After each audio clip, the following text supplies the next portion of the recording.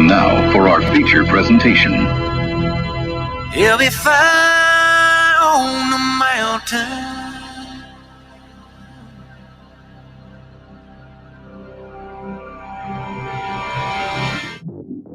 JB and Darren on the JB and Goldwater Show. Line drive right field, base hit. South Carolina wins the College World Series.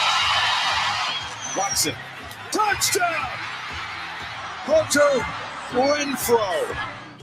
He got him, and it's all over. Coastal Carolina rules the roost. They win the championship. And South Carolina has won the national championship. The Senegal baseball team has done it again, but this time the Bulldogs beat one of the top teams in the country. They are giant killers. Get the ball to Bennett. He does.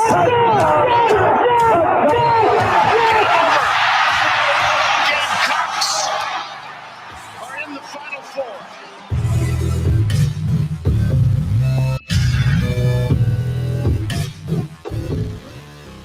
All right, greetings and a good Friday afternoon, and welcome aboard the JB and Goldwater Show, live, loud, and online, and very proudly presented by Motley Rice. Causes, not just cases. Find them at motleyrice.com. Driven by Stokes Volkswagen, stokesvw.com, and make sure that you've downloaded the JB and Goldwater app. It's free, and you can watch and listen to us daily via that app. And tonight's Friday.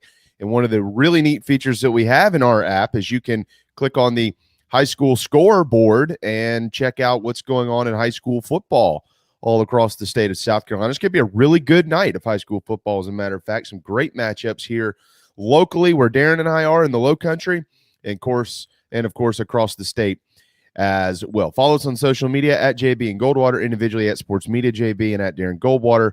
And of course, our website is open to all of you, jbandgoldwatershow.com. Maybe you want maybe you want to buy something in the It's Time for Carolina Football line. That's available on our website. Head on over there. And it is time for Carolina football. The Gamecocks and Dogs go tomorrow, 7 o'clock between the hedges. We're going to talk a lot about that game today. We'll pick it in just a little while. Coming up at 1 o'clock, of course, the Big Gamecock Preview Show. That also very proudly presented by Motley Rice. J.C. Shurburtt, Michael Flint will be a part of that, part of our program. And in less than 30 minutes, Raphael Esparza will be a part of our program as well here on JB and Goldwater with MyBookie.ag. Darren and I will make all of our picks today, and then we'll do what we always do at 2 o'clock on Friday, cut on Eric Church, and send you off to what's hopefully a wonderful weekend for everyone. With that being said, hello, Mr. Bridge Run. Mr. Bridge Run. I'll take that name happily. So I did not stay up past halftime of last night, but I woke up to a lot of texts, including one from you. Okay. Like, I was wondering. I was like, what's going on here? I'm assuming that was the catch in the back of the end zone that you texted me about. But it was Heineke for president, Heineke for MVP, Heineke for everything. I'm going to drink Heineken after the high school football game tonight in honor of the ODU Monarch, who some have said, J.D. McKissick, in fact, a receiver for the Washington football team, said it reminds him of Russell Wilson, and he played with Russell Wilson. That's scary. I'm not trying to get too far out in front of myself, other than anointing him president, of course. Yeah, it was that was a pretty darn good football game last night. If you happen to miss it, the field goal, Darren, if you're watching, you see it. But if you're listening to our program, Darren's got it up on the screen. A last-second field goal that was missed and then made. It was an offsides penalty on the Giants, and it was Clemson's Dexter Lawrence that basically cost the Giants the game last night because he jumped. And when he did, they got another crack at it, and the Washington football team punched that sucker through the uprights and into their first win of the year. So it was a really good game. Monday Night Football and Thursday Night Football this week in the NFL were great. So the NFL on their feature weeknights, they're off. 2 thumbs up to a good start. Yep, no doubt. Wasn't the cleanest game, wasn't the prettiest game. And like I said, I went to bed at halftime, but I obviously caught up today. But a win's a win. You take it and you move on. That's right. And we'll move on, too. We start Fridays with our 2-minute drill always around here. As we just mentioned, Washington beat the Giants. Here they come, Super Bowl, baby. Woo! Giants had a tough start to the year, 0-2. Other games this weekend of note in the NFL. Patriots might be 0-2. They're on the road at the Jets. God, don't lose that one. Whoa. Bills, Dolphins, 1 o'clock. Tua, Josh Allen. A Wyoming Cowboy and an Alabama Crimson Tide quarterback going at 1 o'clock. The Saints are in Charlotte to take on the Panthers at 1 o'clock as well on Sunday afternoon. And Sunday night football is the Chiefs and the Ravens. Baltimore, of course, had that tough one on Monday. Tonight, there is a college football game. It is UCF on the road at Louisville. We're going to pick this game. Watch out, Louisville. The Knights are 7-point favorites. Careful. Only 2 all SEC games this weekend. And they're pretty big ones. South Carolina's at Georgia. Alabama, they're at Florida. We know when the Gamecocks kick at 7 o'clock tomorrow night, the Gators and the Tide will kick at 3:30 on CBS tomorrow afternoon. North Greenville is taking on the Citadel. Monmouth is in town to take on Charleston Southern. CSU looking to go 2-0. The Citadel looking for their first win in a while. Can they get it? We'll find out. Clemson hosts Georgia Tech. They're big favorites in that one at 3:30 on ABC tomorrow afternoon. We're going to pick this game later as well. Coastal, they're at Buffalo. Careful. We're also going to pick that one. The Braves play this weekend in San Fran starting tonight. Wow. This is the start of that 9-game road trip out west. They're only 3 games up in the National League East. They're going to need to be very, very careful. Had the game postponed against Colorado. But nonetheless, they're still leading the NL East. And that is your 2-minute drill. High school football, of course, tonight. Darren will be on TV. My TV Charleston, if you want to watch. At 7:30 is when I don't even know who you have. Who do you have tonight? Beaufort and Oceanside. Note for Beaufort's head coach, Bryce Librant. He did not play football at Clemson, but he did coach. And he coached as the assistant, the personal assistant to Dabo Sweeney as an assistant. And when Dabo was elevated to the head job, he was initially clued into the fact that they were looking for some student assistants by one Billy Napier. So that's the start of his coaching tree, and he is doing really well. Well, I just saw yesterday Billy Napier turned down the Southern Cal job. It's just not the right fit. Oh, is that right? That's what I hear. He's already turned down the Penn State vacancy, which isn't vacant as well. I mean, there's just no fit for Billy. I mean, you might as well just stay right there in Lafayette and turn him into, a powerhouse. The next LSU. Maybe that's what he's thinking. They'll be the next LSU. Who knows? The Share Healthcare text lines, chat lines, and phone lines are available for all of you. 843-321-8893 if you'd like to text us or call us. And the chat room, of course, is already filled up with so many of our friends. Thank you so much. ShareHealthcare.com. Don't get stuck with big medical bills or stuck in a healthcare program that does not fit who you are or how much you can afford. If you head to ShareHealthcare.com, you'll find that there are more options. They are user-friendly, and they are very affordable, like less than $200 a month affordable. ShareHealthcare.com, ShareHealthcare.com. So in this first segment today, as we've been doing on Fridays the last couple of weeks, Darren and I will get a lot of our picks out of the way, and then JC and Michael will also make some selections with us throughout the afternoon.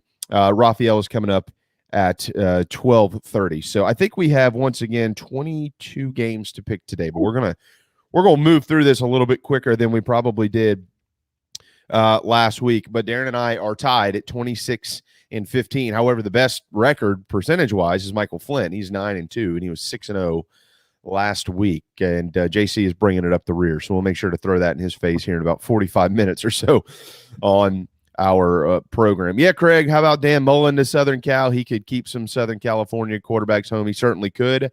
I have not heard his name mentioned at all. I still kind of tend to believe with Dan Mullen, if he ends up going anywhere, he's going to try to test his toes in the NFL pool. But we'll see. But just haven't quite heard that. And based on what Matt Zimick said yesterday, I don't know that is something that's being considered. However, it is September, and we got a long ways to go in this thing. And unfortunately, there's going to be a lot of hearsay and rumors for the next pretty much 90 days. So everybody get used to that. All right, South Carolina and Georgia obviously are this weekend. So much of this game will be covered coming up in hour 2, which is the Big Gamecock Preview Show, very proudly presented by Motley Rice, served by Whiskey Jam. If you haven't had Whiskey Jam, you need to have it. It's Patrick Davis's Whiskey Jam, and Blackberry is the best. Huge line here, Darren.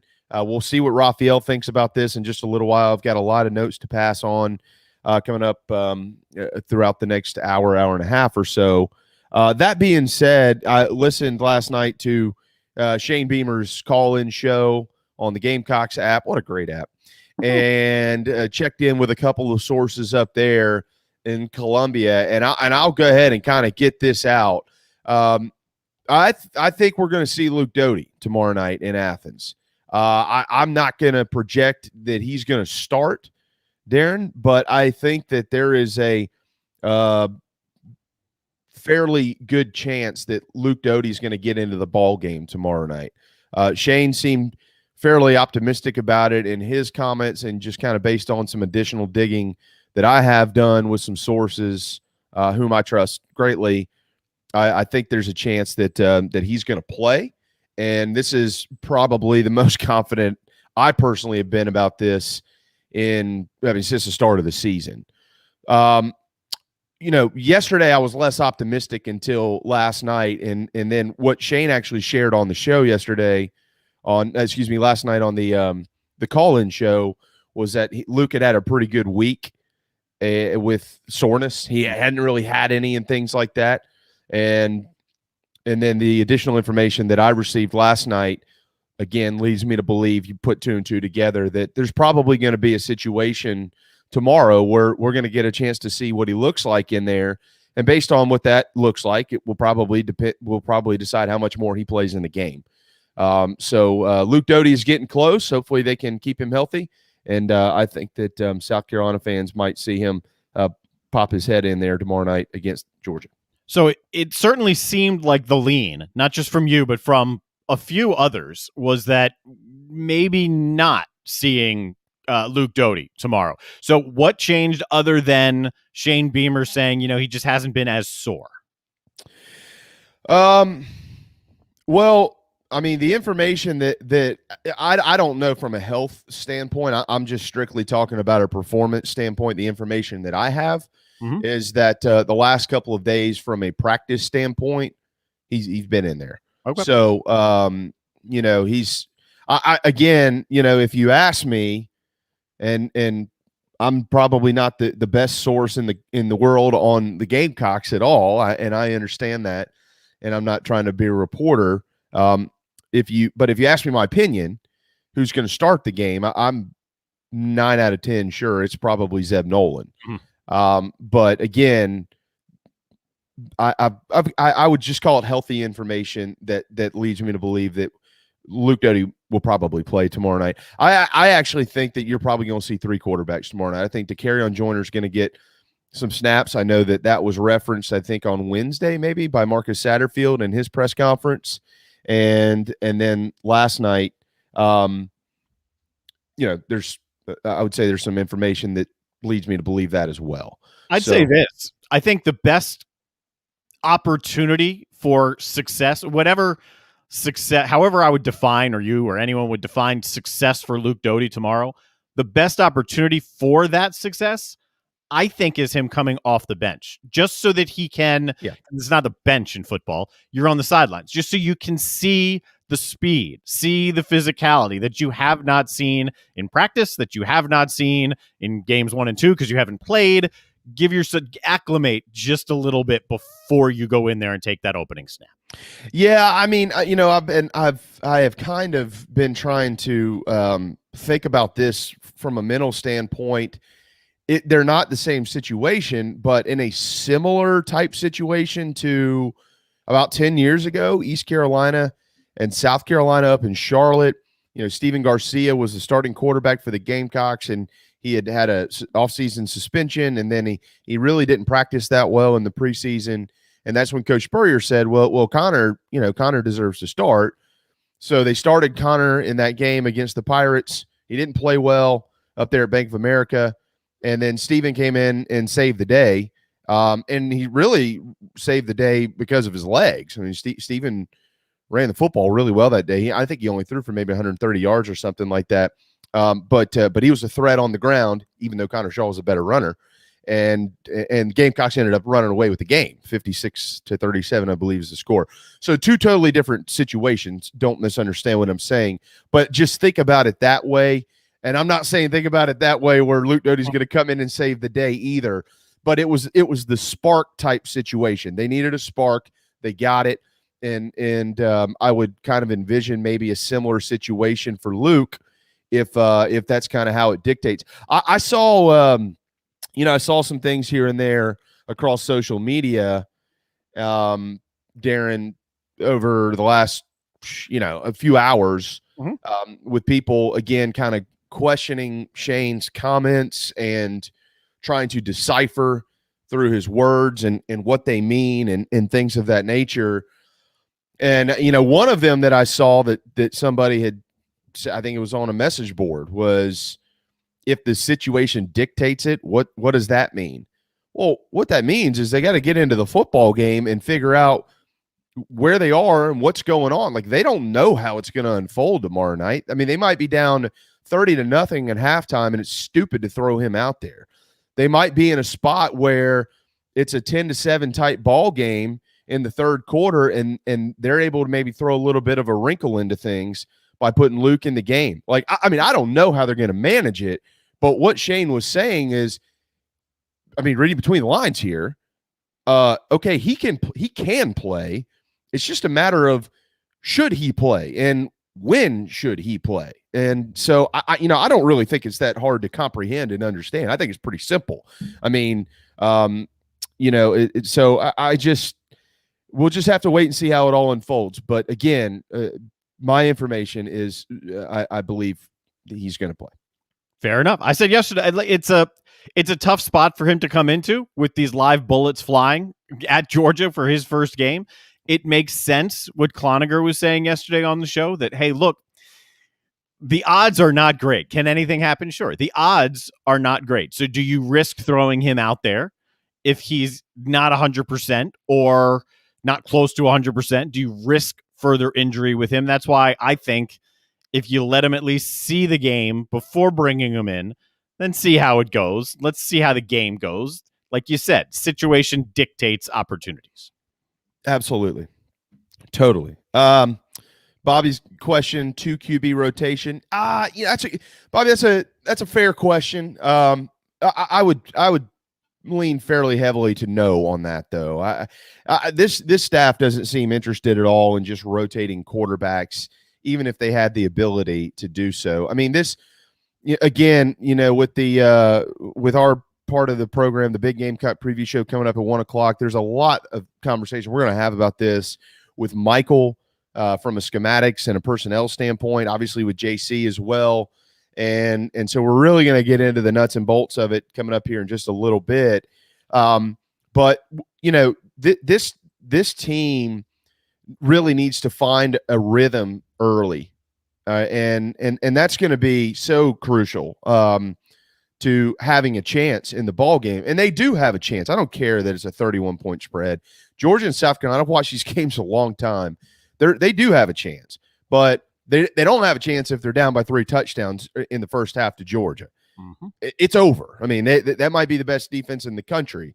So you're going to have to match them on that side. And offensively, they're going to have to get into a rhythm. And if your defense can keep you hanging around and keep you in the ball game, it's really hard to get into a rhythm when you're running 2 quarterbacks in and out of there. You really got to have a guy and you got to stick with him, and you're just going to have to keep grinding and working through that game plan, whether it's Zeb Nolan or Luke Doty or freaking Peyton Manning. I don't know. So we'll just have to see kind of how it all unfolds, but they're going to have to try to find some type of rhythm early, and they're going to have to try to find a base for their building blocks. Basically, they're going to have to establish something. I don't know what it's going to be offensively, and then work off and build off of that, and hopefully try to out scheme the Dogs and give yourselves maybe a chance to win late in the game. Yep. I mean, So.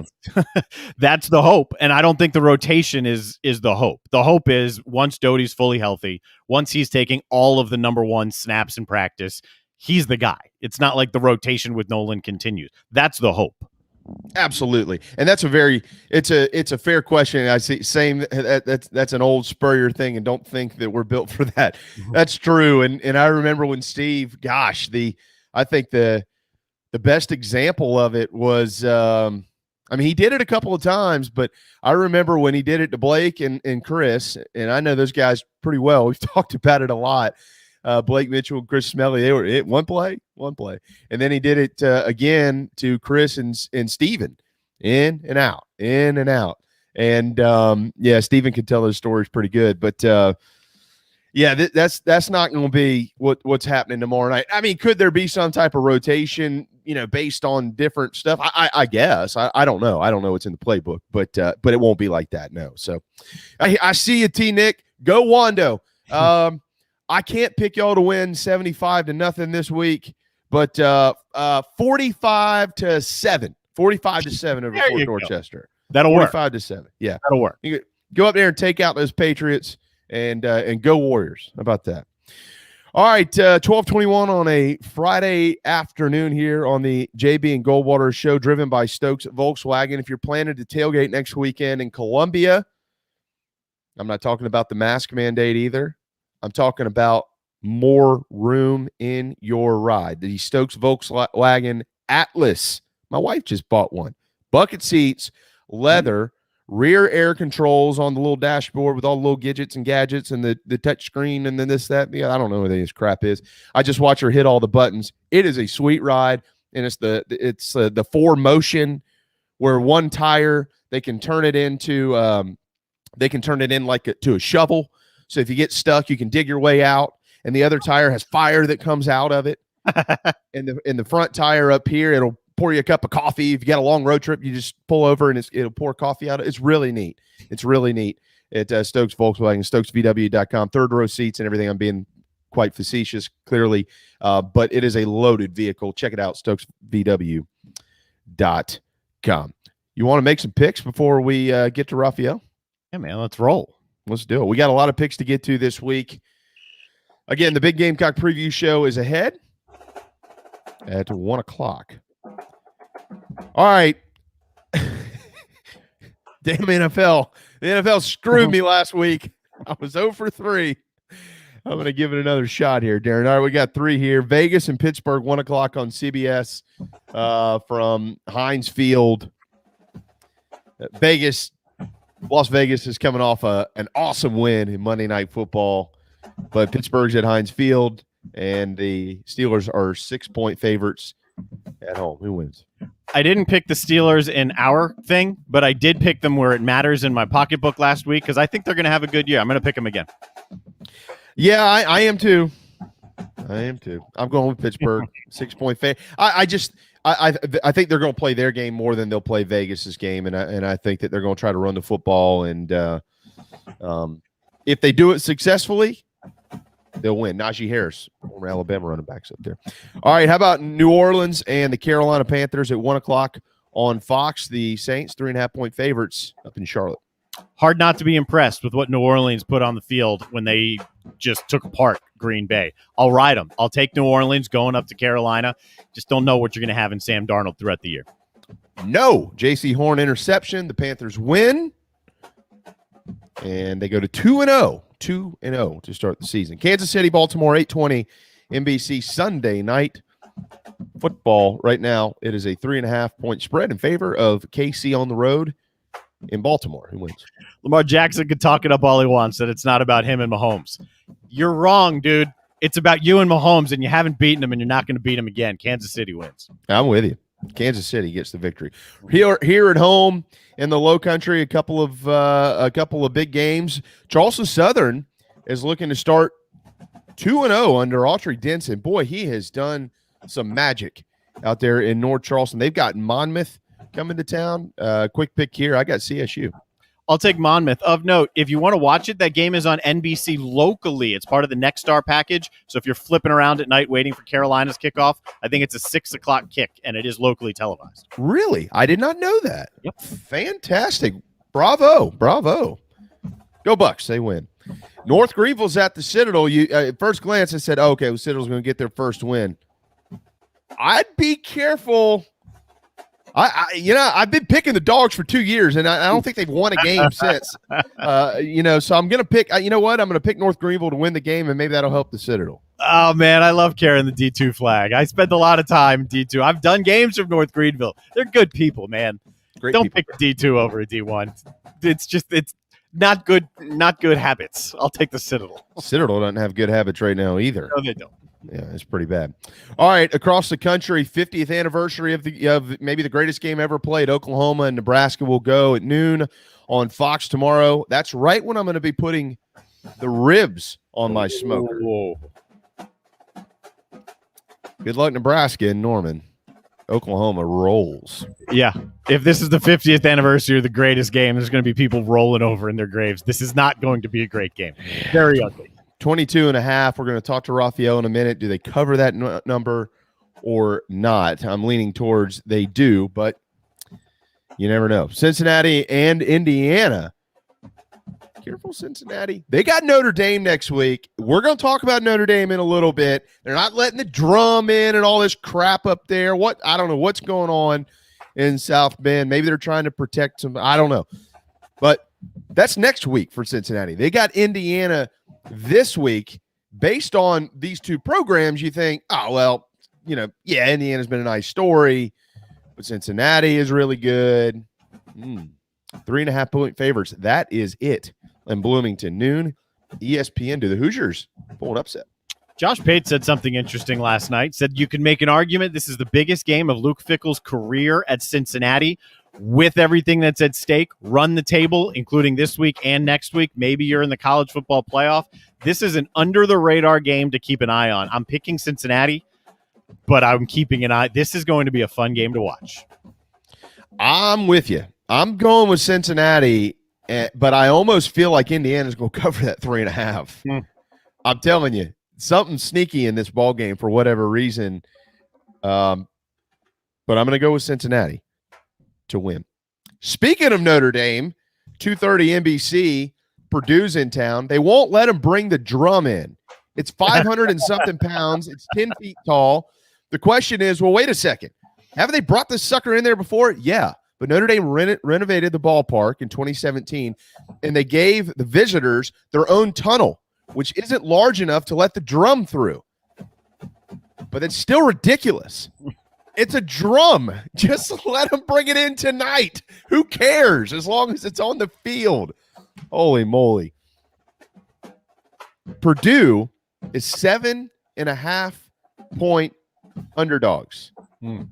Under Jeff Brom, they're 7-1 on the road as road dogs, covering the spread. Notre Dame wins. Yeah, make it 7-2. Notre Dame wins. Notre Dame covers. Notre Dame eases their fans' minds slightly because they're not very happy right now, but they win easily. Okay. Virginia at North Carolina. Quick pick here. I like what Virginia's done, but they're not going to beat North Carolina tomorrow night at 7:30 on the ACC network. The Heels win. Because I'm torn, I'm going to go Virginia. I've got North Carolina circled. I'm going to split that up, and I'll go back to Virginia. I just don't know if I trust North Carolina right now. Ooh, okay. And finally, many of you maybe didn't realize that this game is being played tomorrow night at 9 o'clock. Of course, if you're in this state, you're probably going to be paying much more attention to South Carolina, or I don't know, maybe Auburn and Penn State. We're going to pick both of those coming up in just a little while. But this is a very interesting game that nobody's talking about. Oklahoma State at Boise State. Fox Sports 1, 9 o'clock. You're going to take the mullet up there to Boise, Idaho. And the Broncos are 3-point favorites, Darren, in the ball game. Oklahoma State is 2-0. Boise, of course, 1-1 to start. They got that loss down there at UCF to open the season. Who wins? Boise State wins. They look good at UCF. They shouldn't have lost that game at UCF. You can make the argument they're a better team than UCF. Boise State beats Oklahoma State. Ooh. They do. And remember that whole elevation thing we talk about from time to time? I think Oklahoma State, it's going to be a really good game. Mm-hmm. Really good game. Oklahoma State's better, but Boise wins. They win the game maybe by a field goal. I would almost venture a guess that it might be a push because they're 3-point favorites. I'll throw this out there as well throughout the day. Our Post-Up Careers Week 3 resume. Nobody better at writing your resume than Franklin Buchanan, Post-Up Careers. You can find him all across social media, LinkedIn, Twitter. He's got LinkedIn optimization. If you want to improve your current job status, maybe you want a different job, maybe you just want to freshen your resume. He's even got NIL deals with Carolina players. Franklin Buchanan, Post-Up Careers. You'll see this throughout the show. We love you, Franklin. You are the man. 12:31 on a Friday afternoon. Time for a timeout. When we return, we'll fly south, New Orleans, Louisiana. That is where Raphael Esparza with MyBookie.ag is standing by to tell you how to make some money right here on the JB and Goldwater Show, very proudly presented by Motley Rice. This is Mike Mazzell for Stokes Volkswagen on Ashley Phosphate Road. You know what happens when you sell record numbers of new vehicles? That's right. We take in record numbers of local trades. Despite what the news is saying, quality pre-owned vehicles really aren't that hard to find. You just need to know where to look. Stokes Volkswagen on Ashley Phosphate and on the web at stokesvw.com. We've got over 1,200 pre-owned cars, trucks, SUVs, and all at a fraction of the price when new. Every vehicle has been inspected and reconditioned, many with the balance of factory warranty. Best of all, at Stokes Volkswagen, you don't need perfect credit to get approved for a quality pre-owned vehicle. And we'll take any trade in any condition, even if you owe thousands more than it's worth. Don't forget, we'll buy your car even if you don't buy a car from us. You're going to love our pre-owned selection, I guarantee it. So come see us today at Stokes Volkswagen on Ashley Phosphate or stokesvw.com. Peace and love at Stokes VW. Negative trade equity finance to new loan, subject to lender approval. People don't like to get stuck in traffic, stuck in the mud, stuck at work. And two others you probably don't think much about, stuck with a big medical bill or stuck with a healthcare program that doesn't fit who you are. Experience true medical freedom with Share Healthcare. More affordable, more options, user-friendly, and biblically sound. You can join right now. Explore a new way to show you care with Share Healthcare. Join us today at sharehealthcare.com. sharehealthcare.com. Wando Power Equipment, the trusted home of Hustler zero-turn residential and commercial mowers. There is nobody more trusted in South Carolina than our friends from Wando Power Equipment. They've been providing elite commercial and residential service for over 30 years. Landscape Services have turned to their selection of Hustler zero-turn mowers like the Raptor. Bigger, stronger, faster, and the most durable Raptor Hustler has ever designed. Located on Daniel Island and online at wandopower.com. Wando Power Equipment, owned by the Price family, the home of Hustler zero-turn mowers, rentals, service, and specializing in family and friendship. You hear me talk about Dog and Duck all the time, and there's no other place I'm going to watch my college and NFL than the Dog and Duck. They have 3 locations, Bell Hall, Park West, and Clements Ferry Road. They have specials all football season long, like $12 pitchers of their own D2 brew, $5 pints of Sierra Nevada,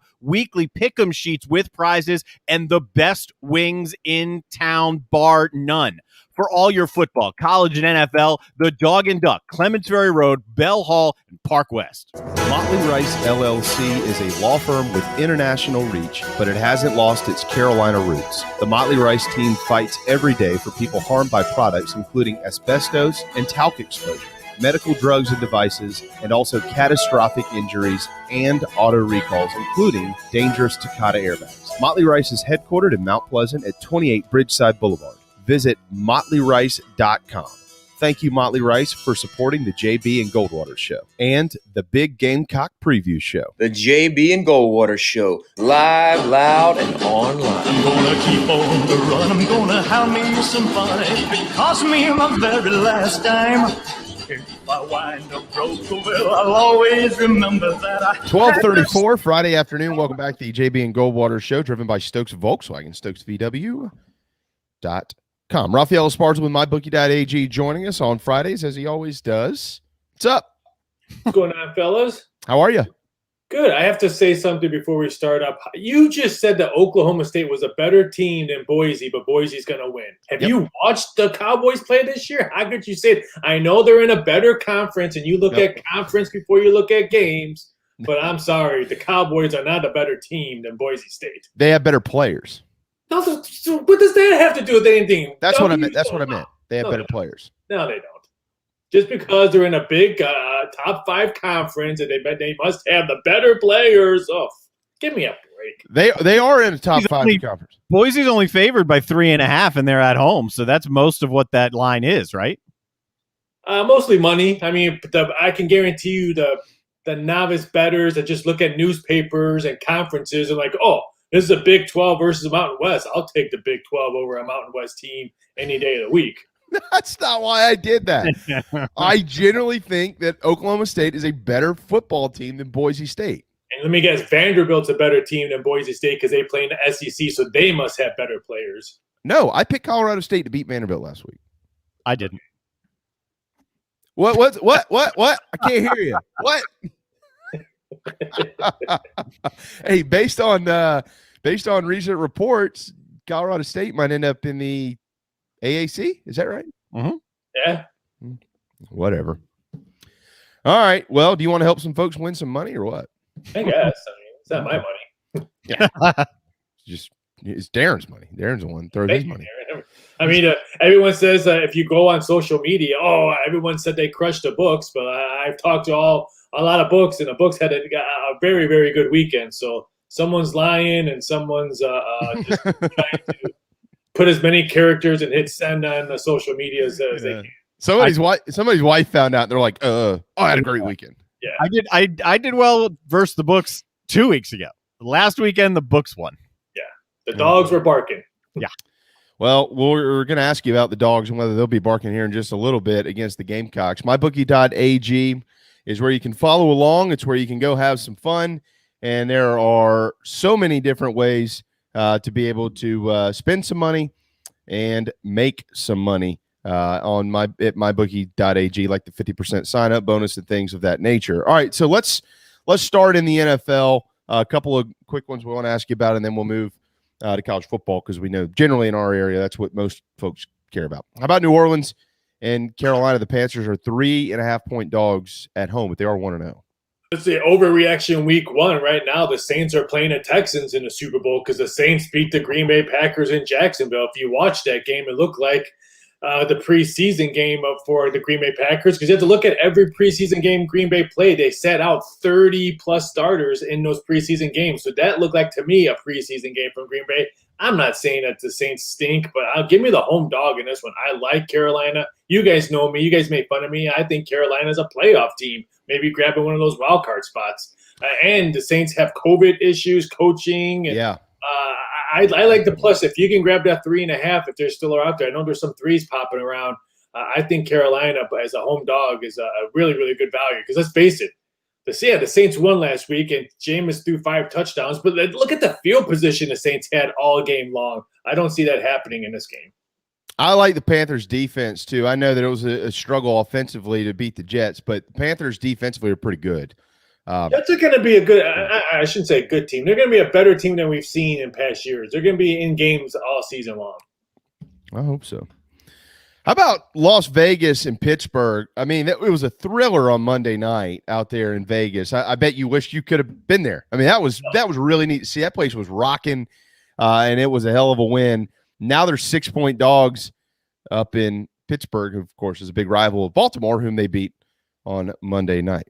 The Death Star's too close to my house, and I heard that whoever designed that parking garage or parking lot at the Death Star should need some help with some graphics because it's still a nightmare to get in. It's still a nightmare to get out. And it was 100+ degrees trying to get into the stadium because everyone had to be make sure checked for COVID and stuff. So, no, glad I wasn't there. But here's another game. Disrespect for the Pittsburgh Steelers. They went to Buffalo and won on a road. And now they're only 6-point favorites to a team that's just coming off a mega overtime win on Monday night on a short week that pretty much got banged up on the offensive line and some key players that will not be playing in this game for the Raiders.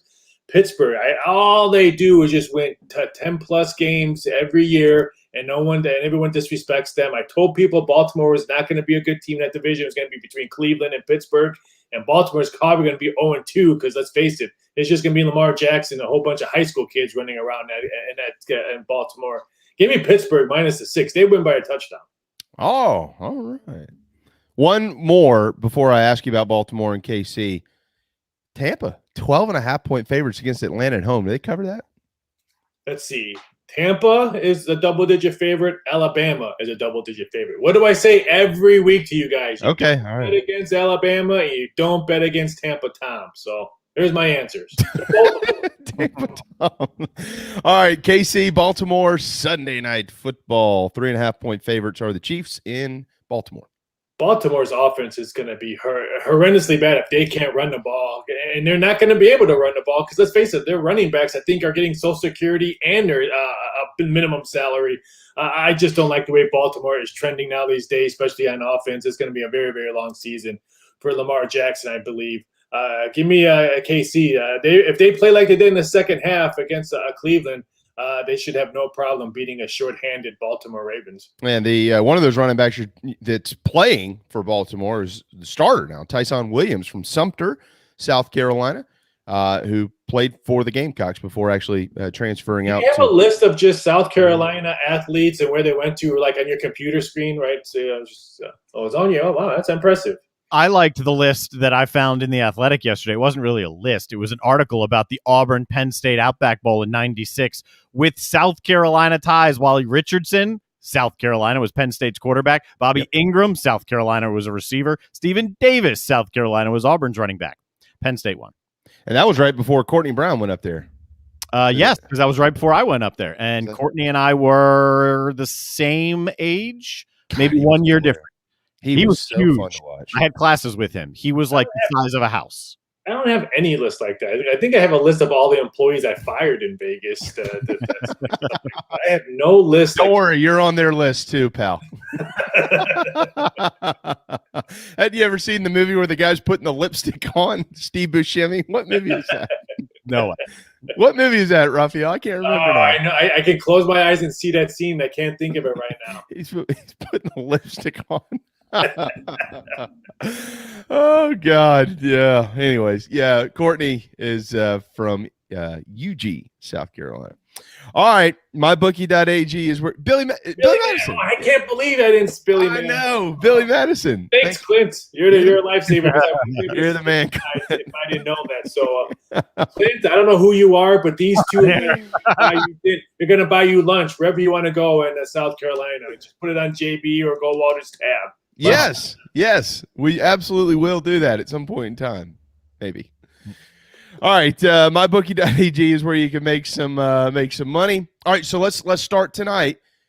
Interesting Friday night game on ESPN. Central Florida, they're 7-point favorites at Louisville. This is another barometer game for the Atlantic Coast Conference. I know that we had somebody a couple of days ago arguing with Darren and I about the ACC and whether it's a good league or not, and thus far it's not. But tonight is an opportunity for them to prove that they may be a little bit better based on how Louisville might perform. Do they win at home in the former Papa John's Stadium? I don't know. I mean, I'm still seeing how bad they played against Mississippi. I mean, yes, they beat Eastern Kentucky, but I just think UCF just has way too much offense. What, they have 99 points in 2 games, and that's what State. I just like UCF on this one. I'm just not sold on Louisville right now. Their first 2 games, they're 0-2 against the spread. And I just think if this is an offensive battle, which I have a feeling it will, high-scoring game, total 60, open up at 66, 67, and this one will probably climb up to probably 67.5 or 68. I just don't think Louisville can go toe-to-toe with Central Florida's offense. Over-under on that, would that be if somebody wanted to throw cash on this game, over-under? I like it over. I think UCF easily puts up 40+ tonight. Yeah, I agree with you there. All right, Saturday slate tomorrow. We will start with who are we starting with? Miami and Michigan State at noon on ABC. Right now, the Hurricanes are 7-point favorites at home. The over/under in this one is at 56.5. This is the third of 3 games that are very strange for Miami. Of course, to start the year, they had Bama, App State, Michigan State. They squeaked it out last week, dude. Michigan State's going to bring a different style to town this week. Can Miami pull it off again? If Michigan State plays Big Ten football and it goes 4 quarters playing Big Ten football, then I think they cover this game. But if Miami can spread it out, control the clock, I think they can win and cover this one. This is a tough one. I wanted to say take the under on this one, but the betting public moved his 3 points already to 53 to 56.5. Yeah. I'll wait to see how high this total goes because I still think it's going to be an under game just because I think Michigan State's going to want to control the tempo on the road in the U. I'm going to wait to see how high this total goes because I'm actually looking to bet this game under. So I'm going to wait if I get 58, I'll do backflips. Was it just a couple of days ago? Wasn't this at 6 or 6.5 and now it's 7? So it's gone up or gone down? It opened up a couple months ago at 7, and then we all saw what Alabama did to Miami, so they quickly kept that down. All right, 50 years. They are all wearing some pretty neat decals on the back of their helmets. Unfortunately for Nebraska, I don't know how much those decals are going to help them tomorrow on Fox at noon against Oklahoma. We all kind of know what's happened. Nebraska tried to get out of this game, and they're ultimately playing it, and they're ultimately also 22.5-point underdogs on the road in Norman. The over-under is 62.5. I think we're all probably in the same boat. Oklahoma's going to win the game. The question is, do they cover that 22.5? Yes, and I hope you guys don't mind. I put both of you guys' names down for references because I applied for the Nebraska head coaching job for next year. So Oklahoma is going to wax them badly. So, yeah, this is one of those games you maybe watch the first quarter and then maybe see what else is on other channels and other football games. This one could get very, very ugly quickly. Okay. All right. Big Oklahoma. Cincinnati and Indiana. They're at noon tomorrow. Cincinnati's got to go to Notre Dame next week. They better hope they don't have a drum on the bus. They won't let them into the ballpark. But Indiana, they're nice folks, so they probably will. Cincinnati, 3.5-point favorites there. And it's at noon, ESPN from Memorial Stadium in Bloomington, Indiana. By the way, just a quick trivia question out there. I don't have the answer, but if somebody could find it, that'd be great. How many memorial stadiums are there in America? Because seemingly there's 100 of them. I think that'd be a great prop bet. What has more memorial stadiums or more Martin Luther King drives, street names in cities? That'd be a great prop name. It seems like every street, every city has a Martin Luther King drive or place, and there's always stadium has a memorial somewhere. Every Clemson Memorial Stadium. Yeah, they're all over. I mean, Oklahoma's Memorial Stadium, Indiana Memorial Stadium. What are they remembering? So maybe in Indiana they were trying to remember the last time they played a meaningful bowl game. Maybe they need to name it after Bob Knight. I don't care about all the choking and throwing chairs and all that. So maybe that's how their football team needs to play. Bob Knight Memorial Stadium from here on out in Bloomington. I like that.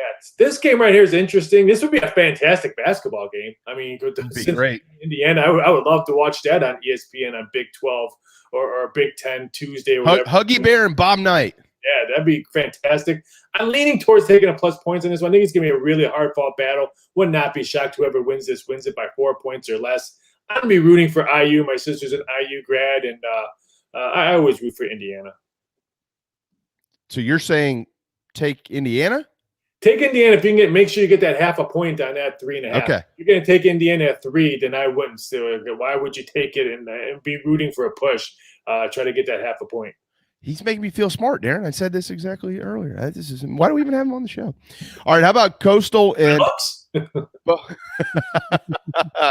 you're a very handsome gentleman. You bring a lot of talent to our screen. All right, Coastal's 14-point favorites up in Buffalo. Good thing they're not playing this in November. God, that would suck. That's why all those kids that play for Coastal are here. They came from Buffalo. Coastal recruits the Northeast. But they're going to go back in September, so it's manageable. 57.5. Coastal last week, of course, beat Kansas. Slow start, but the Shots ended up getting it rolling right along. Do they stay undefeated? Do they cover the 2 touchdowns? They do, but I would say hurry up and grab it because this one will probably continue to move. This one's moved 4 points already. So if you can get a better number than 14 on Buffalo at home, I would say take the Bulls. But, I mean, Coastal does win this, but covering 2 touchdowns and maybe that half a point because I think this one does move. I think that's hard. But I'll take the Bulls plus the 2 touchdowns. But Coastal wins, I think, by 10. All right, Darren, sound the alarm. Woo, woo. Barometer game again for the ACC. Virginia Tech is in couch-burning land, West Virginia, and the Mountaineers are 2.5-point favorites at home against the 15th-ranked Hokies. Fox Sports 1, noon, from not Memorial Stadium. It's Milan Pusker Stadium, of course, in Morgantown. Do they win? Morgantown will be celebrating. I think they do win this game. So give me WVU. I think they win by a touchdown. It's just a bad. I think it's a bad road game for Virginia Tech before they get into the heart of the conferences. I just think West Virginia will control the game because they're going to run the ball, and there's going to be screen pass after screen pass after screen pass with West Virginia. I think that defense of the Hokies will be tired out in the second half. People talk about great traditions in college football. One that I would really like to experience one day is just to be in that ballpark when they sing Country Roads. I think that is one of the neatest things out there. All right, how about Notre Dame in in Drumgate 21? They're going to welcome Purdue to town, and the stat in this one is that Purdue is, well, it's come down. They're 7-point dogs according to MyBookie.ag, but Purdue under Jeff Brom as road dogs, they're 7-1 in covering the spread in his tenure. Do they cover? Yes, they do. They do cover because this Notre Dame defense is not like the Notre Dame defense we've seen in the past. I just don't like the way they've been playing. There are a lot of missed tackles. I mean, Toledo ran all over them, and they put up 29 points in a squeaker. And they beat Florida State in overtime. Who did Florida State lose to last week? A bunch of guys that work at Burger King? I mean, I'm not sold on Notre Dame's D. Purdue will keep this game very, very close. I would not be shocked if Purdue wins this one outright. Wendy's. They work at Wendy's. Oh. Not Burger King. That Chick-fil-A? They're closing Burger Kings all over the place, man. Oh, really? I just checked one in New Orleans. They had no roof. So, yeah, I probably wouldn't order from there. Yeah. Actually, might. All right, 3:30, Clemson, Georgia Tech, 28. Big number here. Do the Tigers cover on ABC? I think they do. I mean, the Clemson needs to just have style wins now. Not just wins, but style wins. And I think they get a style win here. I would not be shocked if they win by 30+. Got some issues going on up there. The running back room is not a pleasant place to be these days, apparently. Lynn J. Dixon and C.J. Spiller aren't getting along, but might not matter on Saturday afternoon against Georgia Tech. All right, so a lot of stuff going on out there in L.A. The Trojans are 7.5-point favorites at Wazoo. Dante Williams is the interim coach because Clay Helton's going to be watching this one on TV if he so chooses to. Can Southern Cal get back on track? 3:30 on Fox from Martin Stadium in Pullman, Washington tomorrow. I think so. I mean, I know their new head coach or interim head coach, the players love him. He's a recruiting machine, I heard. If he can win some key games, he'll be a full-time coach next year for SC. I'm hoping he does win this one. I like them on the road. I think the distractions will be gone and players will want to play for this guy. So I think they do win. I think they win by 10. You made me feel really stupid earlier, so in lieu of me going all the way down this road, I'm just going to give you the quick version of this. Bama covers the 14.5. Yes. I mean, it's Bama. I don't care how many quarterbacks Florida has. They're going to reel out, or if Tim Tebow's going to dress up. It's again, until someone proves me wrong, until Bama loses not one but 2 straight games, then I'm not gonna bet against them. It's just ridiculously wrong. Again, everyone in the SEC should be playing in the Sun Belt, and Alabama should be playing by themselves. This one is part of our buy or sell segment brought to you by Jeff McCarriger with Carolina One Real Estate here in the Low Country. Jeff.McCarriger at carolina1.com, whether you're buying or selling, or if you just like to touch his hair. He has nice hair. All right, how about Florida State and Wake Forest, 3:30 on ESPN? Boy, Southern Cal's got problems.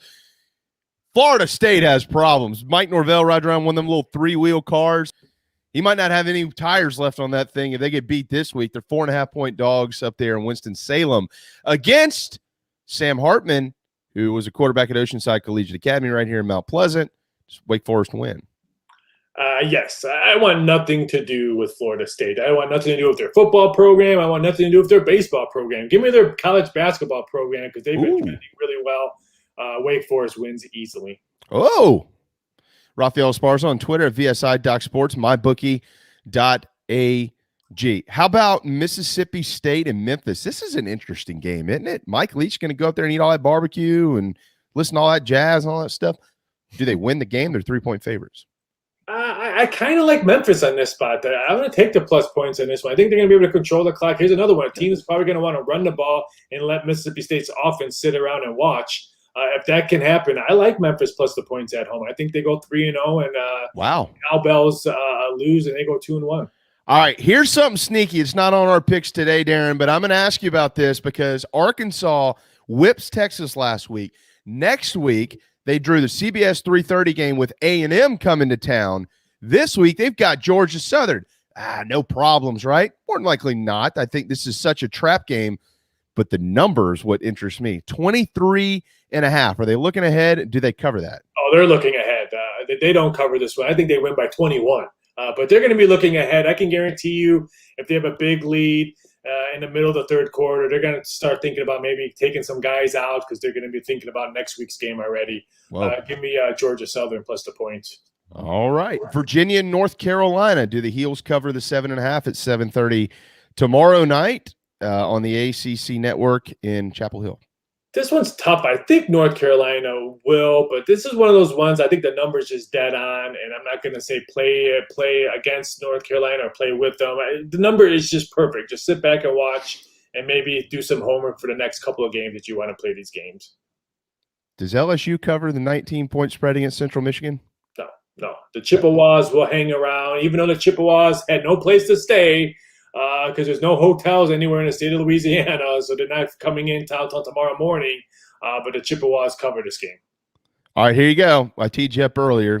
Let me have it. Oklahoma State and Boise State. The Broncos 3.5-point favorites on the blue turf late 9 o'clock tomorrow night. Oklahoma State is such a better team. They have better players, a better conference. I agree. They get these signings all over the place. I don't even want to look at going to the blue turf and play on the Smurf turf. So, how could you not play against Oklahoma State? They have the better players. Yeah. In 1990, you made it a better players when Barry Sanders was there. Give me the Broncos. Oh, okay.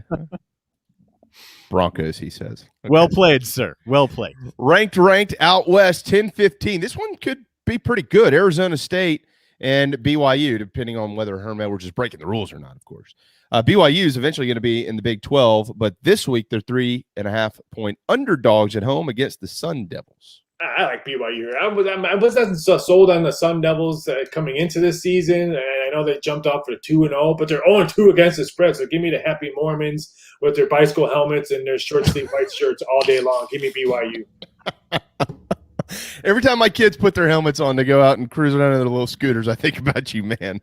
And they're not, my kids aren't Mormon, but I just think about you because of your do Mormons watch this show? I hope not. If they do, I apologize for I don't know.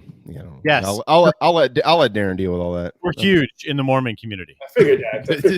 it's a big part of what we do around here. Mm-hmm. All right, to Happy Valley we go. Tomorrow night is going to be fun. 10th ranked Penn State, 22nd ranked Auburn from Beaver Stadium in University Park, PA. Darren kind of knows where that is. This is also part of our buy or sell segment with Jeff McCarriger. Does Penn State cover? Does Penn State win? The Nittany Lions are 5-point favorites, over under 52.5. Darren, you might want to log off right now. That'll shut the whole show down. You might not want me to do that.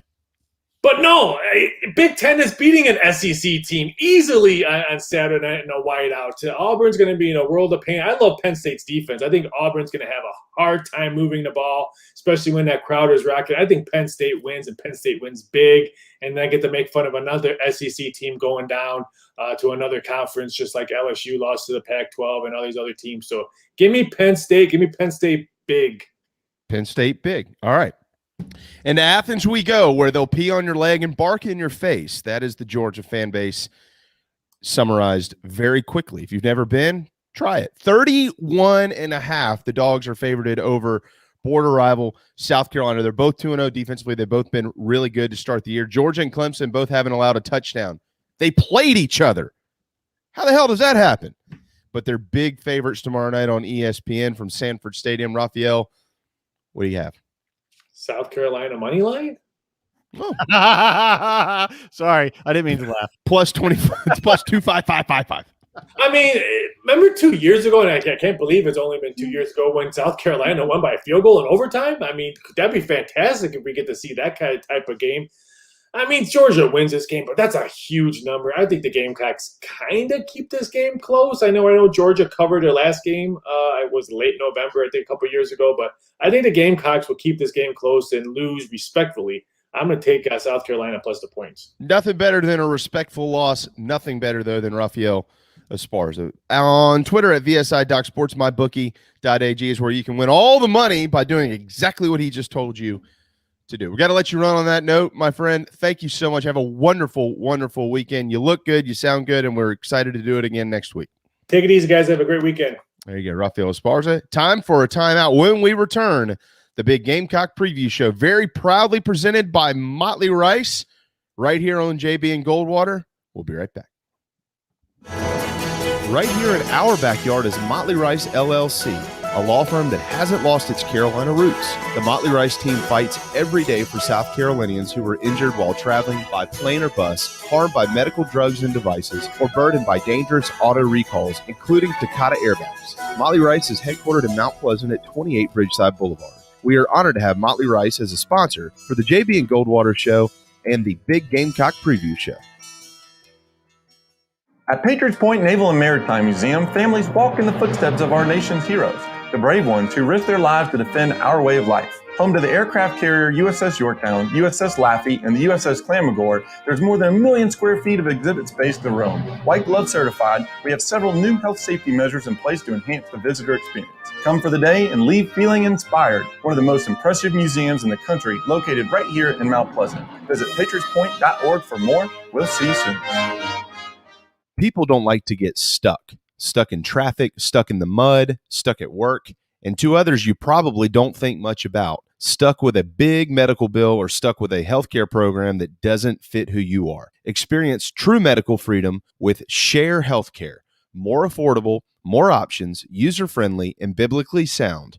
You can join right now. Explore a new way to show you care with Share Healthcare. Join us today at sharehealthcare.com. sharehealthcare.com.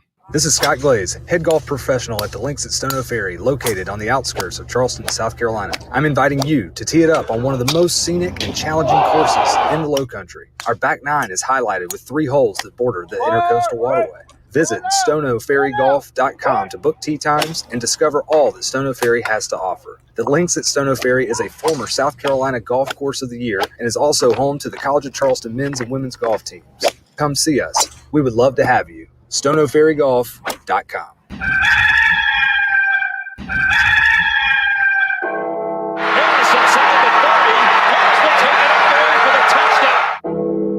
Rice, touchdown! He caught it in traffic.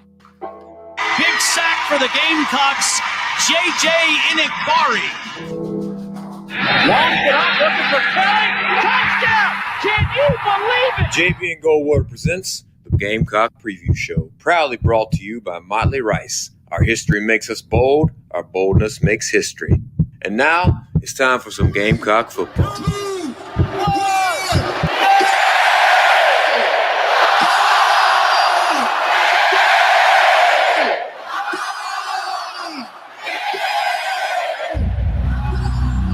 Get the ball to Bennett. It's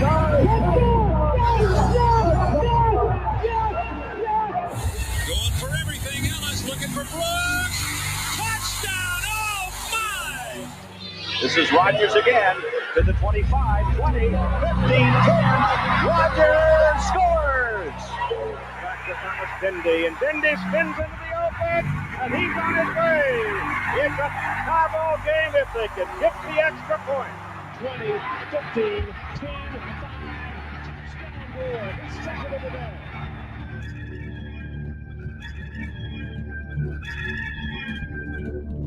There's never been more excitement about South Carolina football than there is right now. I've heard all the stories of the great George Rogers out back in 1980. He made the whole nation holler.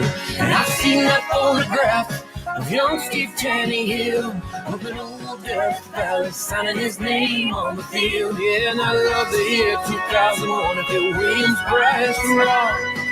Oh, what else can I say? I'm just a big old car.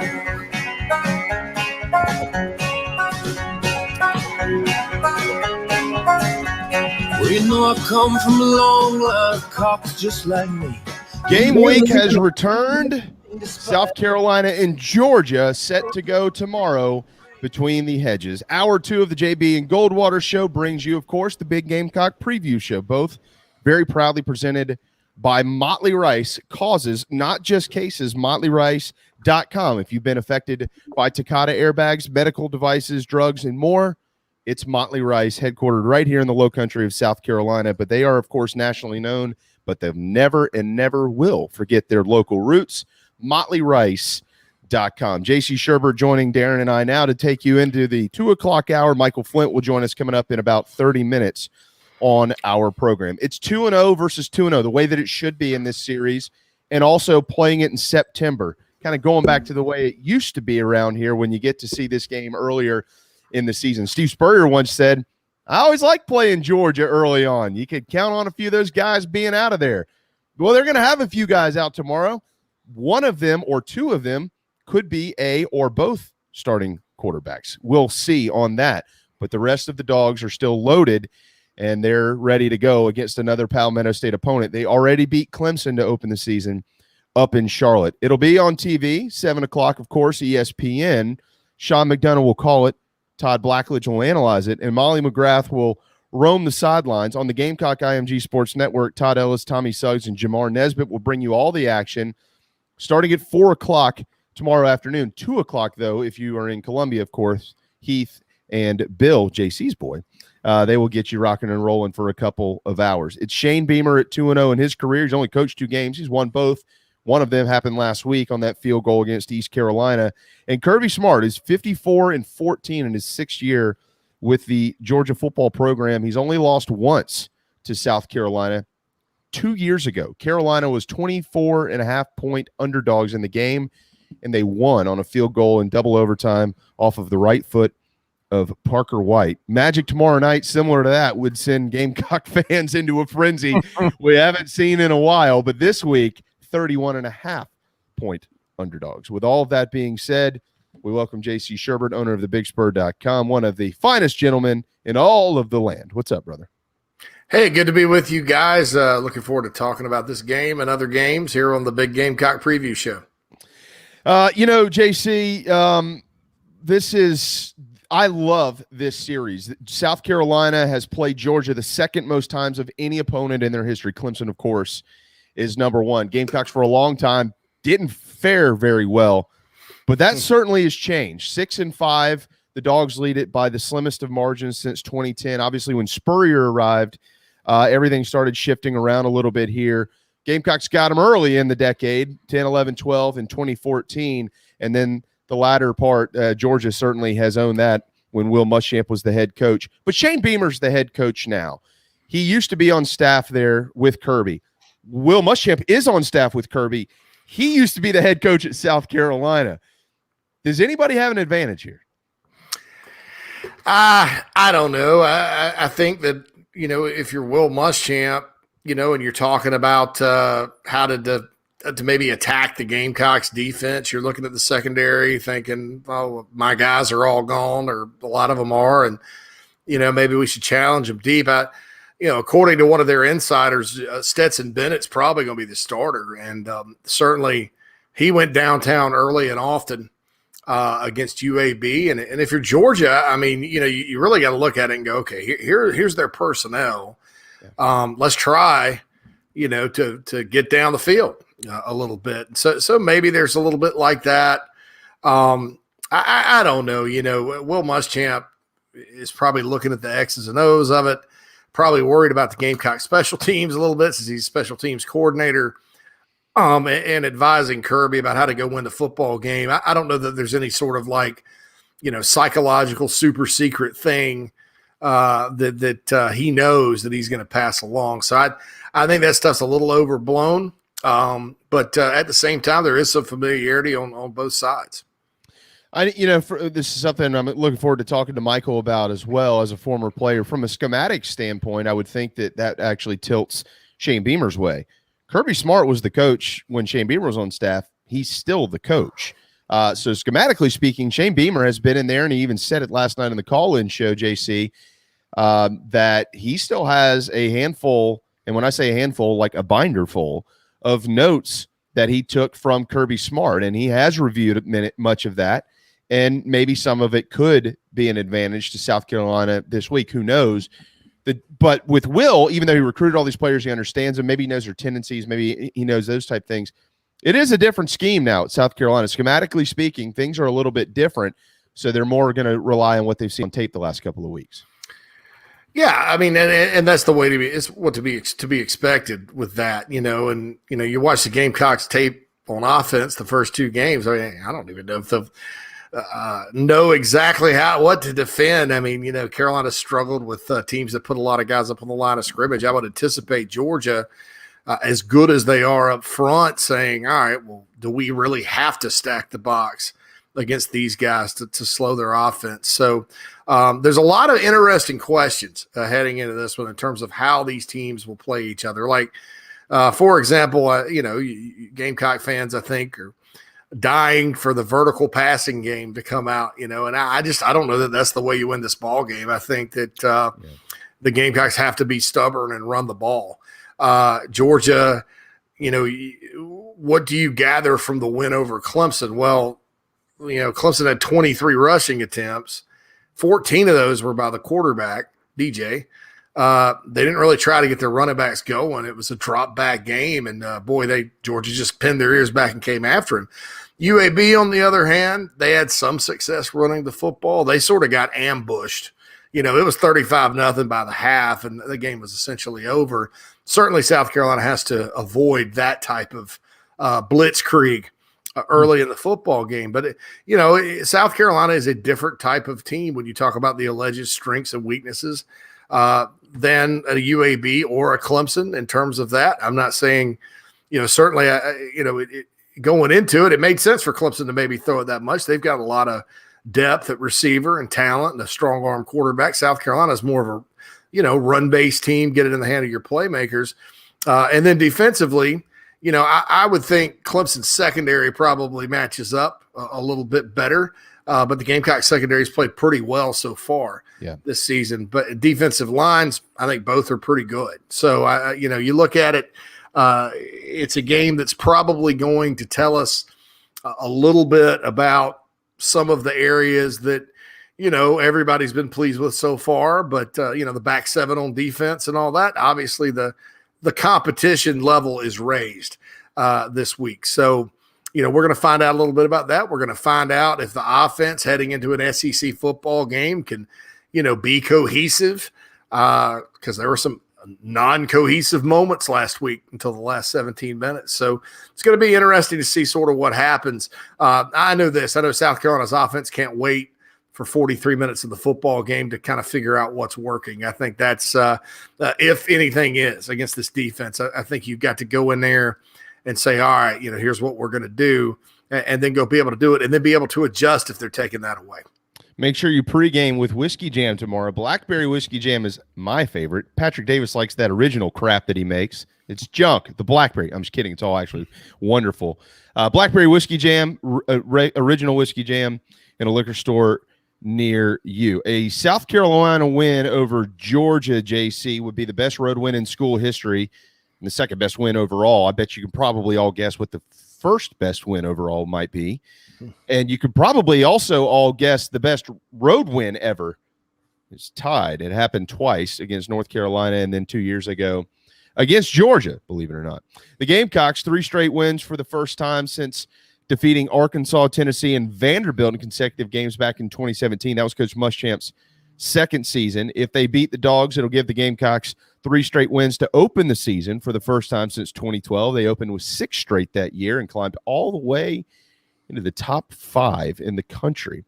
It would also give Shane Beamer wins in his first 3 games as the Carolina head coach. He'd be the first to do so since 1928. Billy Laval. I don't remember that one. Billy Laval is, one of the columnists used to write about him sometime. Ron Morris used to write about him. Well, if he remembers back that far, Laval's squad defeated Erskine, Chicago, Virginia, Maryland, and Presbyterian to open the 28th season. What a gauntlet. It would also get the Gamecocks off to a 1-0 start in the SEC for the first time since 2017. All right, note time, boys and girls. Everybody grab your pens and papers and write this down. JC, I totally agree with you. You mentioned run the football, be stubborn about it. That's what it's going to take to win. In the last 11 meetings, as I mentioned earlier, Carolina is 5-6, or you could flip that around and say Georgia's 6-5. When Carolina's running backs run for 100 yards or more, they're 5-1.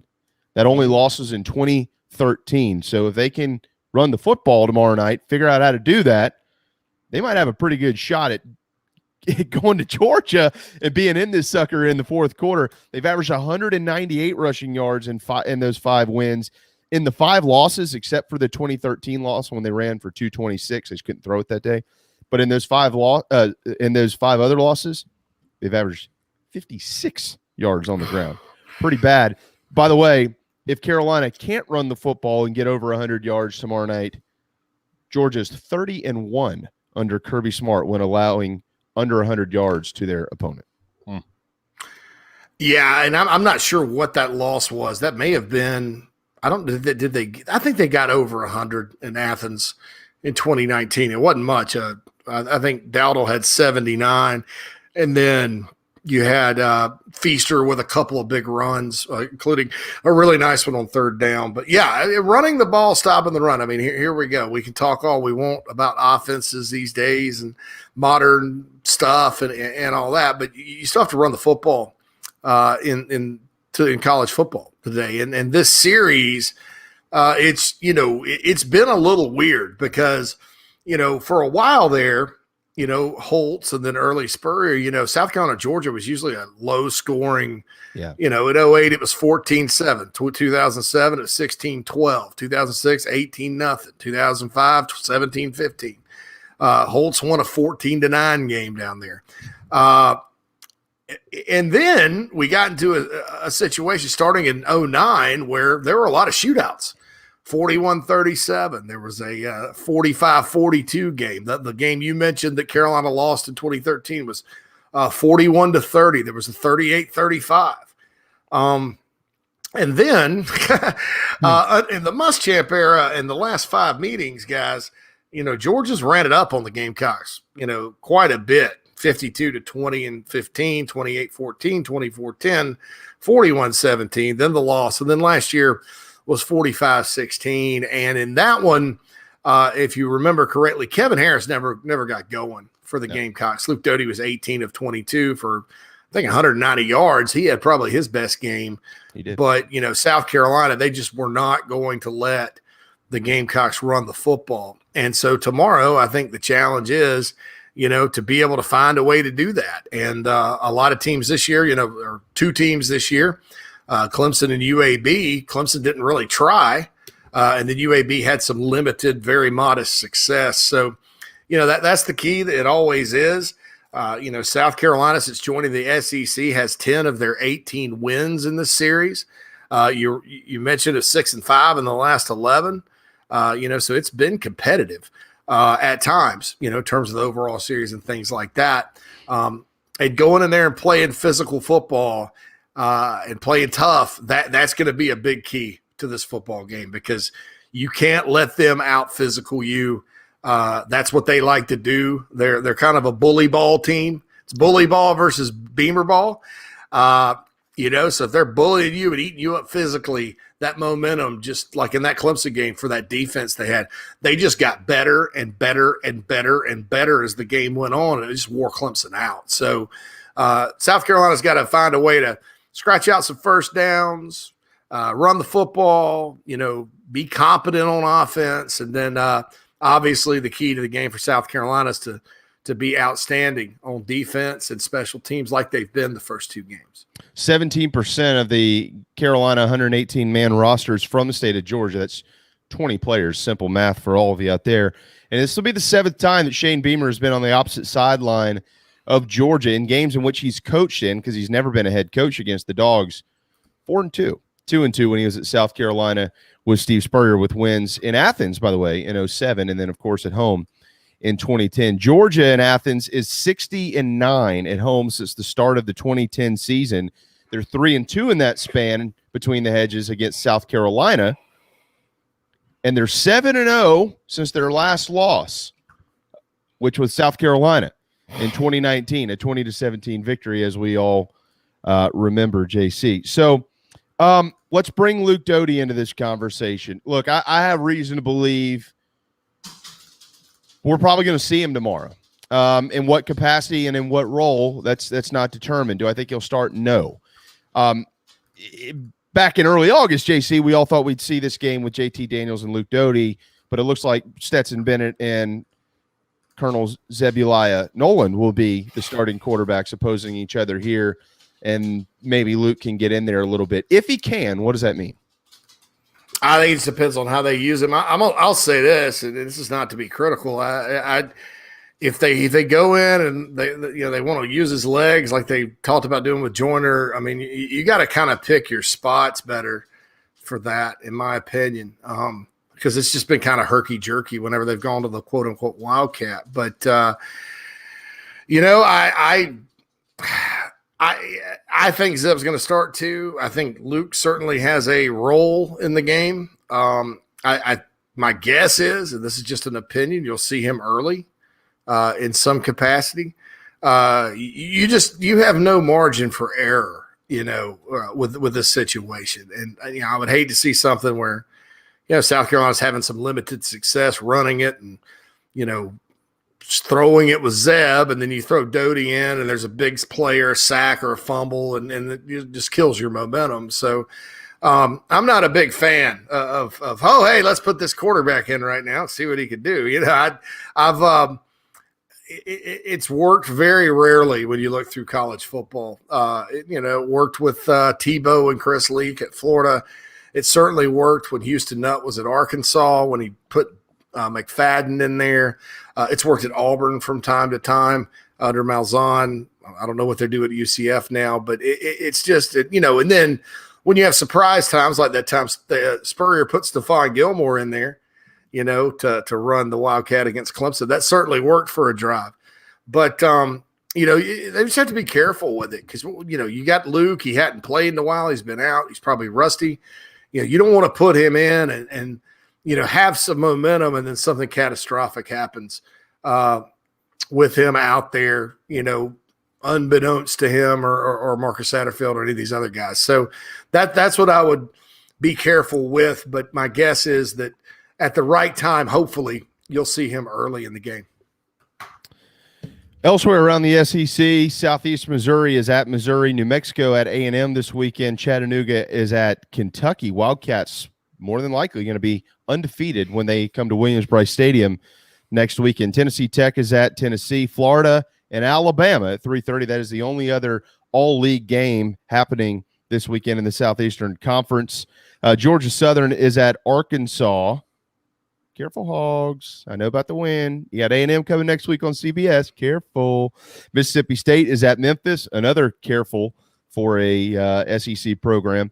Georgia and Carolina, of course, 7 o'clock ESPN tomorrow night. Auburn and Penn State, the biggest game nationally, College Game Day, is there. 6:30 Central, which means 7:30 Eastern on ABC. Central Michigan is at LSU. Tulane is at Ole Miss.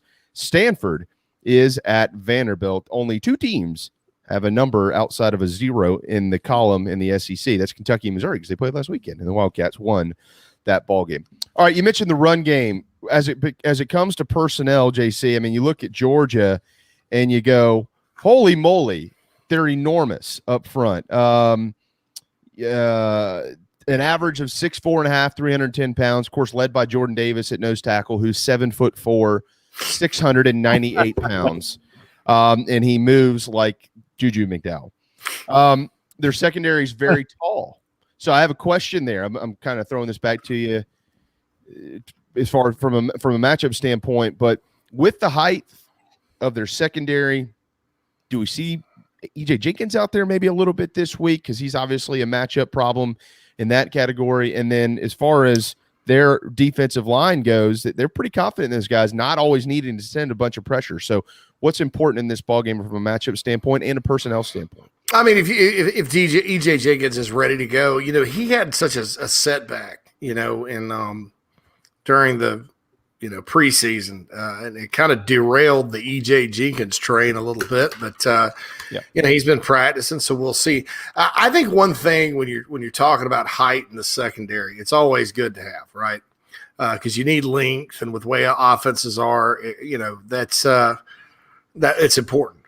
But I'll also say sometimes the taller guys don't run as well. They're not blazing fast. And so, a guy like Amari Brown or even Josh Van or, dare I say, Jalen Brooks, if you could get a one-on-one, and have a nice thrown ball, they can complete some passes down the field. That sounds weird to say because first two games have not necessarily been, case studies in going vertical, but they've East Carolina, you saw some of it come out, you saw them go deep. And I think that's a good plan, especially, you start running it. Maybe they do creep a little extra guy in the box because they got to start bottling up your run game because, Carolina's backs, all of them are good enough to where if they break into the secondary, right, and they have grass in front of them, depending on where they are on the field, there's a good chance the band will be playing. I mean, that's why you got to contain these guys if you're Georgia. And so they may creep up to stop the run. And then if you have the ability to go over the top, I think you do it. Now, that's easier said than done because the pass pro has to hold up and you have to give Zeb time. And he doesn't have that great of escapability in the pocket, but he can chunk it deep. And, hopefully Carolina's got some receivers that can get open deep. And hopefully when he does chunk it deep, it's a good, accurate pass, and that's like 8 different things I just said to worry about, but hey, it's football and they're playing the number 2 team in the country. So, so why not go ahead and do it? And yeah, you hit the nail on the head. This isn't like I'm looking at the SEC games right now. It's not the best slate of games this weekend. Just 3 big ones. I mean, interesting one though. I mean, Mississippi State up there at Memphis. I mean, careful there. But Florida and Alabama, and of course Auburn and Penn State, from a national standpoint, is incredibly intriguing. All right, JC. Before we get to some picks with you, and then let you kind of give a pick for South Carolina, I would say outside of Zeb Nolan, we all understand that Zeb Nolan or whomever is at quarterback is going to have a turnover-free type football game. And you're probably going to have to find a way to make a difference making play. So outside of the quarterback position, who are some key players to watch in this one? For the Gamecocks, I really, really like in limited touches what Jaheim Bell's been able to do when he's gotten the ball. And then, he's a guy that knows, like when he gets the ball in his hands, he can be very dangerous. Not a lot of touches, but he's a guy that, you kind of look for this with players. Is he getting down? Is he hanging his head?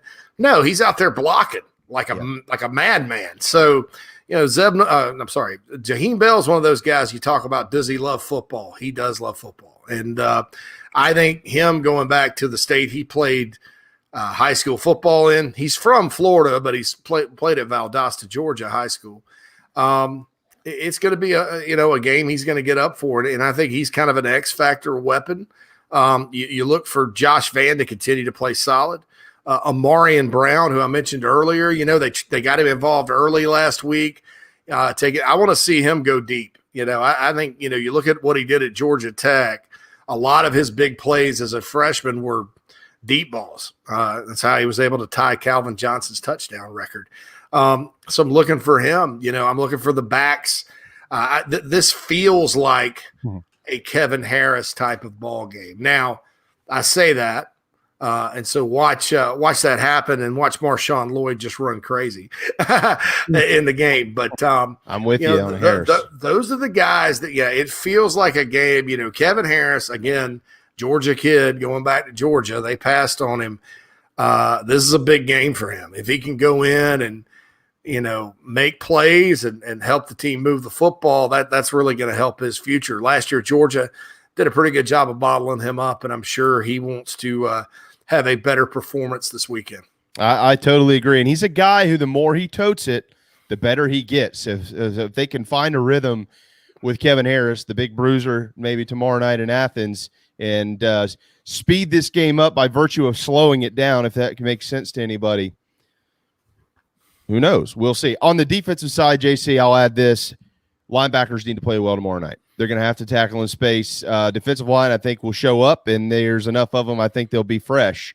But it's going to be a very important night for Sherrod Green and Brad Johnson and others. Damani Staley, if they move Jordan Strawn back there, here and there, whomever they play, those guys need to play well. Yeah, exactly. And I think that also tackling in the secondary, which has been pretty good, dramatically improved this season so far, that's going to be important too, because Georgia, their offense is tricky. I mean, everybody kind of thinks, Georgia is going to line up and run I formation or whatever, but they don't. They have a lot of interesting plays. It's almost like a Jim Chaney type of offense, like they used to have. They'll run a wheel route out there with the tight end and the flat. They'll fake the pitch. I mean, so the secondary not only has to cover well, I think they have to not let their eyes deceive them with some of the window dressing or play action type stuff. Georgia's going to try to run the passing game, because I guarantee you, they start Stetson Bennett. That guy, he had a great week slinging it deep last week, and they got fast receivers. So, you fall victim to one of those play fakes, and the band's playing, So I think that's important too in the secondary. Obviously, everybody's been pleased with Brad Johnson and Sherrod Green and Mo Kaba and Damani Staley and everybody at line. Everybody in the back seven so far has probably surpassed expectations, but it's a different level of competition, and South Carolina can't afford to get gashed up front. They can't afford to give up big, long pass plays either, which obviously was on display last weekend against UAB. Brock Bowers, Jermaine Burton, the deep threats for Georgia. They've been pretty good thus far, about 250 some odd yards combined receiving in their first two ball games. Before I let you run, JC, we'll let you make a quick round of picks here. Darren and I will join in on this, and then Michael will pop in here in the next segment and get his in as well. Tonight, UCF is on the road at Louisville, and they're 7-point favorite, 2 wins. I would say it's going to be close. I think UCF will win by a field goal, but Louisville, they need this one. Scott Satterfield needs this one. So we'll see if they can get it done. But UCF found a way against Boise State, and, obviously Malzahn's off to a pretty good start there. Yeah, I'm with you. I think UCF wins. I like Gus Malzahn on a Friday night. I think he gets his team ready to go, and they beat Louisville. Okay. Satterfield needs it. He just won't get it. Yeah, agree. Does Southern Cal get a win? They just fired Clay Helton. Are they going to fire their interim if they lose to this one as well? They're at Washington State tomorrow at 3:30, JC. Interesting football game. I don't think Washington State's very good. Sort of Rolovich came in. They lost to Utah State in the opener. They were unimpressive in a win over Portland State last week. SC, I think, is a slight favorite. Some people are picking Wazoo to win. It would take a display of dysfunctionality, in my opinion, that is epic. If Dante Williams doesn't lead the Trojans as the interim in there to a win in Pullman, it's in Pullman. To a win in Pullman. I know the Cougs are probably licking their chops, thinking they're going to get a beat up team psychologically, but I've seen this movie before where the team that everybody thinks is going down is playing a not so good team, and the team that everybody thinks is going down blows them out. Yeah, this is one that I'm intrigued to jump on the line with Southern Cal. I think they go in and play for their coach, who they love, who's no longer their coach. I think they crush them. Yeah, Southern Cal wins. I agree with both of you. All right, 10:15 tomorrow night, BYU, Arizona State, 19th ranked Arizona State, 23rd ranked BYU in Provo. BYU wins. JC? You play to win the game, Herm Edwards. Not tomorrow night, you don't. I have my doubts about Arizona State, but this is a chance for them to get a signature win. And Arizona State's always usually pretty good. They're 6, 7, 8 wins. But if they ever want to shed the sleeping giant tag, they need to beat new Big 12 member BYU. And I'm going to say they win it 33-30, something like that.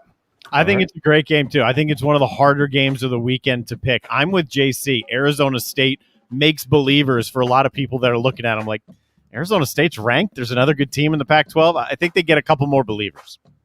Mississippi State and Memphis, 4 o'clock ESPN2 from the Liberty Bowl. Do the Dogs get upset by the Tigers, JC. Living dangerously against Louisiana Tech, but then last week I thought Mississippi State's defense really showed up. Really like their defensive coordinator, Zach Arnett. This is one of those, too, that, you look at and State's going to go in there and lose, but I don't know. I don't know about that. I'm not ready to say that. I think the Pirate comes out with another cheeks-clenching win, so to speak. Against a team from their area that's could definitely beat them up in the Liberty Bowl. I think Mississippi State wins something like 49-42, something like that. Game will take forever if it's 49-42. I'll keep it quick. I think Mississippi State. I think they beat Memphis. Yeah, I do too. I think they win as well. Darren and I won't pick this one, JC, just yet, but we'll let you pick this one. Auburn, Penn State, 7:30 tomorrow night. Yeah, I think a lot of people are liking Auburn, but I would very much so caution against that. And it's not that I don't think Auburn's good. And, you guys know I've talked about Mike Bobo for forever here. I think he's a really good play caller. He's got Bo Nix playing well. But just like South Carolina, even to a worse degree, Auburn has not played anybody. Now they've beaten those teams, 122-10. That's what you should do if you're Auburn. So we'll see what happens. I love the Penn State defense. I think going in and getting that man card check there in Wisconsin the first week and winning means that they're experienced in environments like this. There's going to be white all over the place. I think Auburn's going to have a hard time moving the football, and Penn State will win something like 24-7. Darren and I will pick that one coming up here in just a little bit. JC, Florida State, Wake Forest. I'll go ahead and lead this off quickly. Sam Hartman throws for a bunch of yards. Wake Forest wins. Wake Forest covers. Ooh. I'm going to say things are never as good as they seem, and they're never as bad as they seem. Now, sometimes teams, if they have a shocking loss like that, like FSU did, they'll get beat the next week, and then they'll turn it around. Like Michigan, when they lost to App State, they played Oregon at home the next week. Oregon won 39-7 because they were just like shell-shocked. I'm going to say, though, that Florida State goes in there and wins the football game in an upset that nobody may be talking about, like by a field goal late. I'm with you, JC. I love the logic. I mean, what would the line be if they just made a tackle on the last play? If they just made a tackle and didn't allow him to score at the last play of the game, I think Florida State gives Wake Forest its first loss of the season. Sam Hartman. All right, I'm going to pick for everybody here. We're all picking Clemson. There's no reason to even talk about this, so let's just move on. Clemson beats Georgia Tech. If they don't beat Georgia Tech, fire Dabo Swinney. I'm just kidding. Coastal Carolina and Buffalo, JC. 16th ranked Coastal, by the way. Man, people hate me because I hate on Coastal because I'm like, they're not the 16th best team in the country. I don't care what anybody says. How would Florida State do against Coastal? It'd probably be a fourth quarter game, very close. So I'm going to go with Coastal to win by close margin against Buffalo. They've already played Buffalo's former coach and Kansas head coach Lance Leopold, so they get the Bulls. But I don't see them losing that game.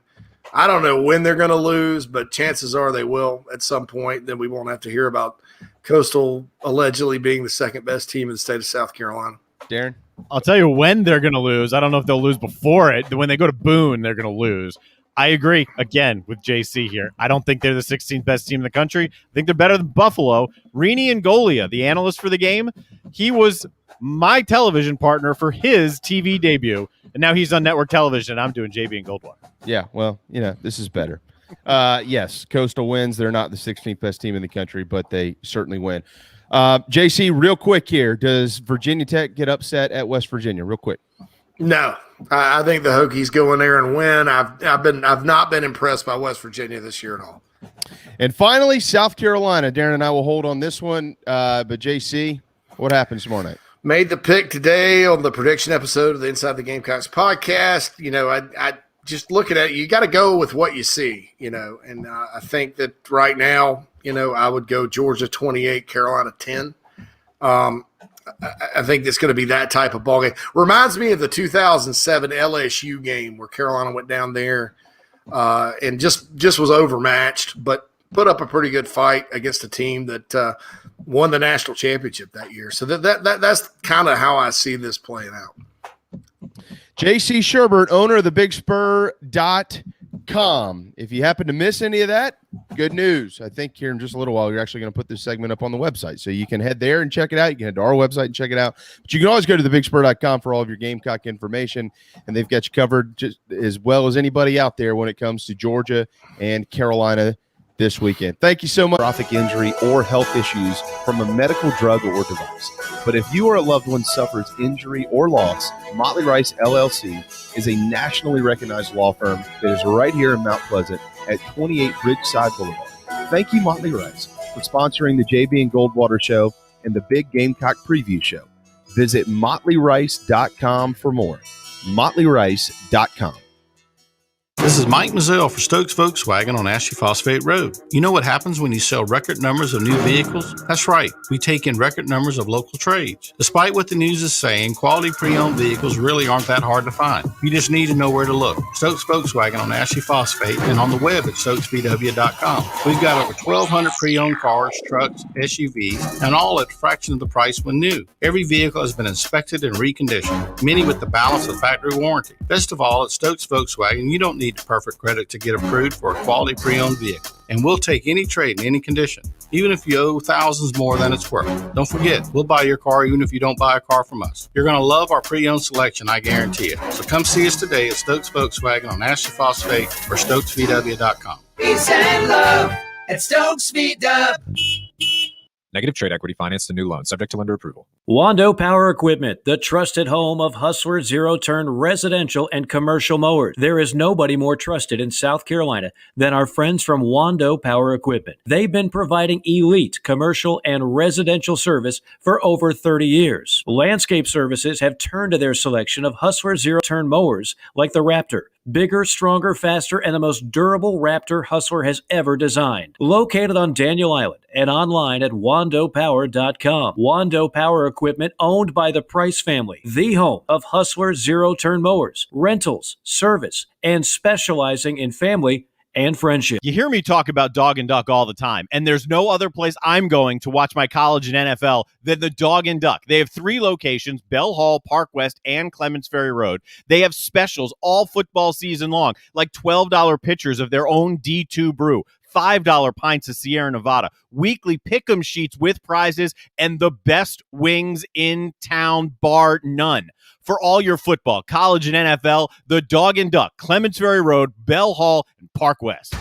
You're tuned in to the Gamecock Preview Show, brought to you by Motley Rice. Our history makes us bold, our boldness makes history. And served by Whiskey Jam Whiskey, handcrafted just like a song. It's a South Carolina original, best shared with friends. So let's go Gamecocks. Danny Hill, he'll run, touchdown! Oh, watch him celebrate now. Left side, Jeffries got space, and a touchdown. And I sing hallelujah. I do believe 1:43 Friday afternoon, the Big Gamecock Preview Show as part of JB and Goldwater, very proudly presented by Motley Rice. The original 1-9, Michael Flint, the best redheaded wide receiver to ever play at South Carolina, joins us as he always does on Fridays to give us a good inside look at this football game. What's up, brother? Hey, what's going on, fellas? I appreciate that. All right, so I was telling someone yesterday, if you've never listened to Michael Flint talk about the X's and O's, tomorrow would be a good day to start. And all of you out there, if you haven't heard this fine gentleman speak when it comes to telling you what's going to happen and what's not going to happen, you might want to turn up your radio. Mike's pretty good at what he does here, and we're really excited to look once again, Michael, at Georgia and South Carolina. You've played in a few of these ball games when you were playing for the Gamecocks under Coach Holtz and certainly under Coach Spurrier, 2001, back when you were at South Carolina. That was a win over there between the hedges. Phil Petty to Brian Scott as he fell over the goal line with a little over a minute left in the ball game. So there have been some dandies, and there have been some dandies over in their neck of the woods as well. A couple of years ago, of course, the field goal by Parker White. What needs to happen tomorrow on the offensive side of the football for South Carolina to be in another one of those type ball games? I think you saw what happened last week against East Carolina in not having a lot of success on first down and really putting us in a lot of compromising situations. So, for us, I think it's extremely important for us to have success on third down to be able to keep that playbook wide open. I think we need to get, I think being a little more creative on the offensive side as far as utilizing, more screens, draws, delays, stuff like that, because, we didn't really utilize that last week against East Carolina. And I think that hurt us. East Carolina was flying all over the field. There was a lot of pre-snap movement, and, we really didn't protect the quarterback very well. And so, I think a lot of quick game, moving guys in motion, putting the quarterback in a position to not hold the ball too long. So those are two of the things that I think are going to be critical is, the screen draw and delay game, and, letting Georgia's going to come and they're going to put pressure on us. And you'll probably see a lot, some man-to-man coverage on the outside. But, I think a good way to try and neutralize that pressure and those guys flying upfield is, those screens and draws, quick screens to the receiver, stuff like that. And then I think, quick game. I think a lot of crossing routes, rub routes, let the quarterback get the ball out of his hands quickly and get it into the athlete's hands. Because you see, Zeb Nolan's not going to be one that's going to scramble and run around. It's just not, it's just not in his skill set. But, if we do see Luke Doty in there, that'd be phenomenal. Now, don't know. I think they're keeping it pretty tight on what his role is going to be. But I think those are two of the most critical things. If Luke's in there, Mike, what does that look like? I definitely think you see a lot more of the quarterback run game, zone reads, Luke getting outside the pocket, being able to roll bootlegs and getting, kind of trying to shift the pocket to help him get in space and kind of give him that option if he can take off and go. But, I think you will see a different dynamic if Luke is able to go. And, it doesn't seem like he's been that sore from practice this week, but I don't think you'll see him run as much as you normally would, and maybe not as much in the quarterback run game. But I think they'll utilize that to kind of, Georgia will definitely have to respect it, per se. And so it is a completely different dynamic. It's good that it's, kind of tight, because it's more for Georgia to have to prepare for defensively. And there's just such a wide, there's such a wide, difference in skill set from both of those guys. So having to prepare for a guy like Luke Doty definitely, adds to the, stress and pressure of the week's preparation. So I hope he is able to get out there. All right, Mike. So we've seen, a bunch of tailbacks tote the rock thus far for South Carolina. Juju was the savior last week. Zaquandre, it was his week in week number 1. This is a big, physical, fast defense for Georgia. Kevin Harris he's had some work in the SEC. 1,200 yards last year. He led the league. Is tomorrow his day? I think it depends. I don't think anybody expected to see Juju as much as they did. I think that, East Carolina, I don't think it was, Zaquandre White not playing well, any of those other guys not playing well. I think it was just East Carolina let up a little bit. I saw some of the big runs. They didn't have as many guys in the box. They weren't bringing as many guys, they weren't bringing as much pressure, and the offensive line was able to step up in the second half and try to figure it out. But, he had the hot hand, and I don't think it was anything negative that the other running backs did. But, I think you do see more of Kevin Harris. The one thing I saw with him in his first game back is just the physicality that he brings along with the shiftiness. He met guys in the hole. He broke tackles. He fell forward. He's an extremely hard back to bring down with just one guy. And I think this, is a week that you will see his workload go up just because of the type and style of defense that Georgia plays, with how good they are and just the physicality of it. I think, this is a game that maybe he could, catch that hot hand. Maybe Marshawn Lloyd does as well. He's a physical running back. So, it's all about breaking tackles, being able to get upfield.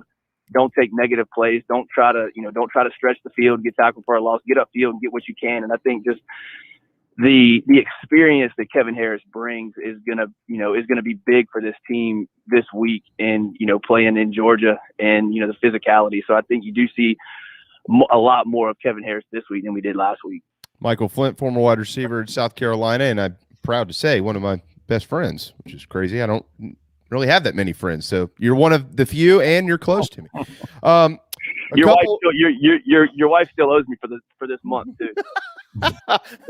I was wondering why we didn't have any groceries in the house.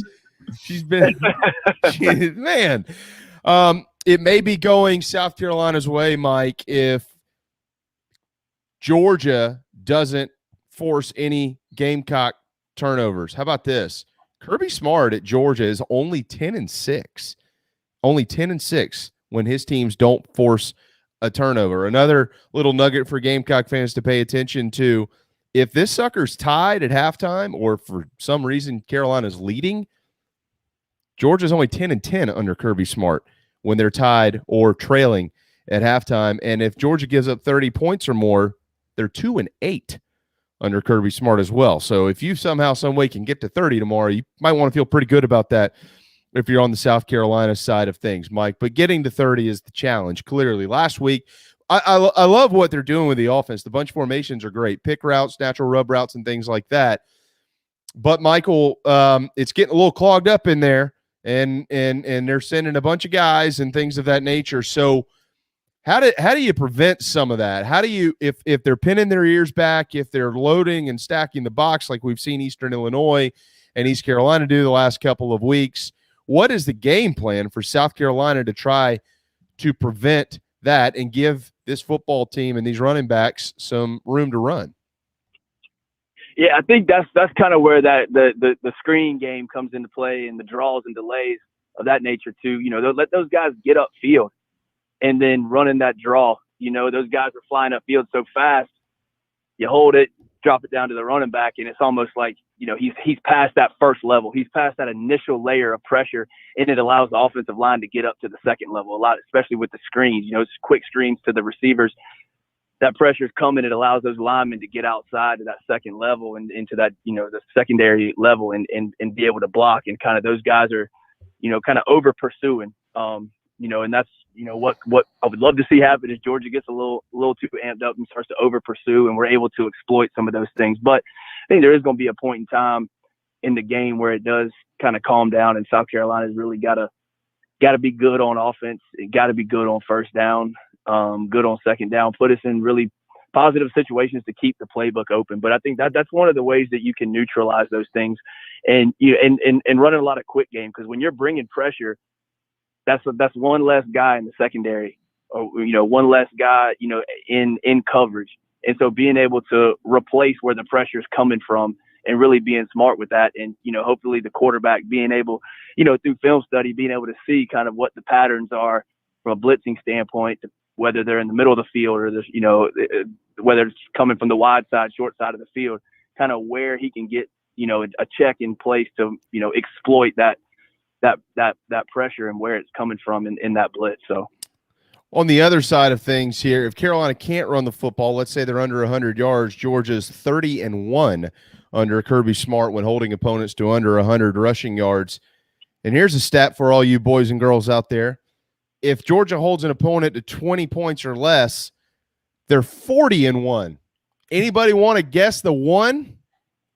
2 years ago, 20-17, South Carolina in Athens. So there's certainly some hope there. The problem, though, is on the other side of the football. If the Dogs get over 200 rushing yards, they basically don't lose under Kirby Smart, 36-2. So rushing yards, my point, is the stat to keep an eye on here. As I mentioned earlier in the show, Michael, South Carolina in the last 11 matchups that they've played, they're 5-6 versus Georgia, but they're 5-1 when running for over 100 yards, their running back room. So they got to find a way to get there. On the flip side, the defense has been really good. Georgia's going to trot out Zamir White, Kendall Milton, James Cook. They'll all tote the rock a bunch, and it looks like it's trending towards Stetson Bennett getting the start for Georgia tomorrow night between the hedges. So defensively, what have you liked the last couple of weeks, and how do they match up against Georgia? Yeah, I think we've played, pretty disciplined as far from a fundamental and technique standpoint. I mean, there's some things that, that we've needed to clean up on, and from angles and so forth, the angles, pursuit angles. But I think a lot of that has been, they did a good job. It didn't, that game last weekend, that's, as ugly as it was, that's a game that South Carolina historically loses and can't, and just can't seem to get out of our own way, but also win it. And this, every team has a game like that throughout the course of a year where it's, I think the Josh Vann fumble going into the end zone changes the game. I think the DeCarrion Joyner fumble, that changed the game. I don't think that was a fumble. I think they missed that, but that gave the ball to East Carolina plus side of the field with not a long way to go to score a touchdown. So you look, that's 14 points right there. So, a lot of things went wrong at, that we could have folded up shop and lost that game, but they didn't. And so I think the defense has done a good job. I think the secondary has really surprised some people. The defensive line has played really well, really disciplined, gotten pressure on the quarterback. I think kind of the most important thing for, up front is, make Stetson Bennett, if it is him, uncomfortable back there.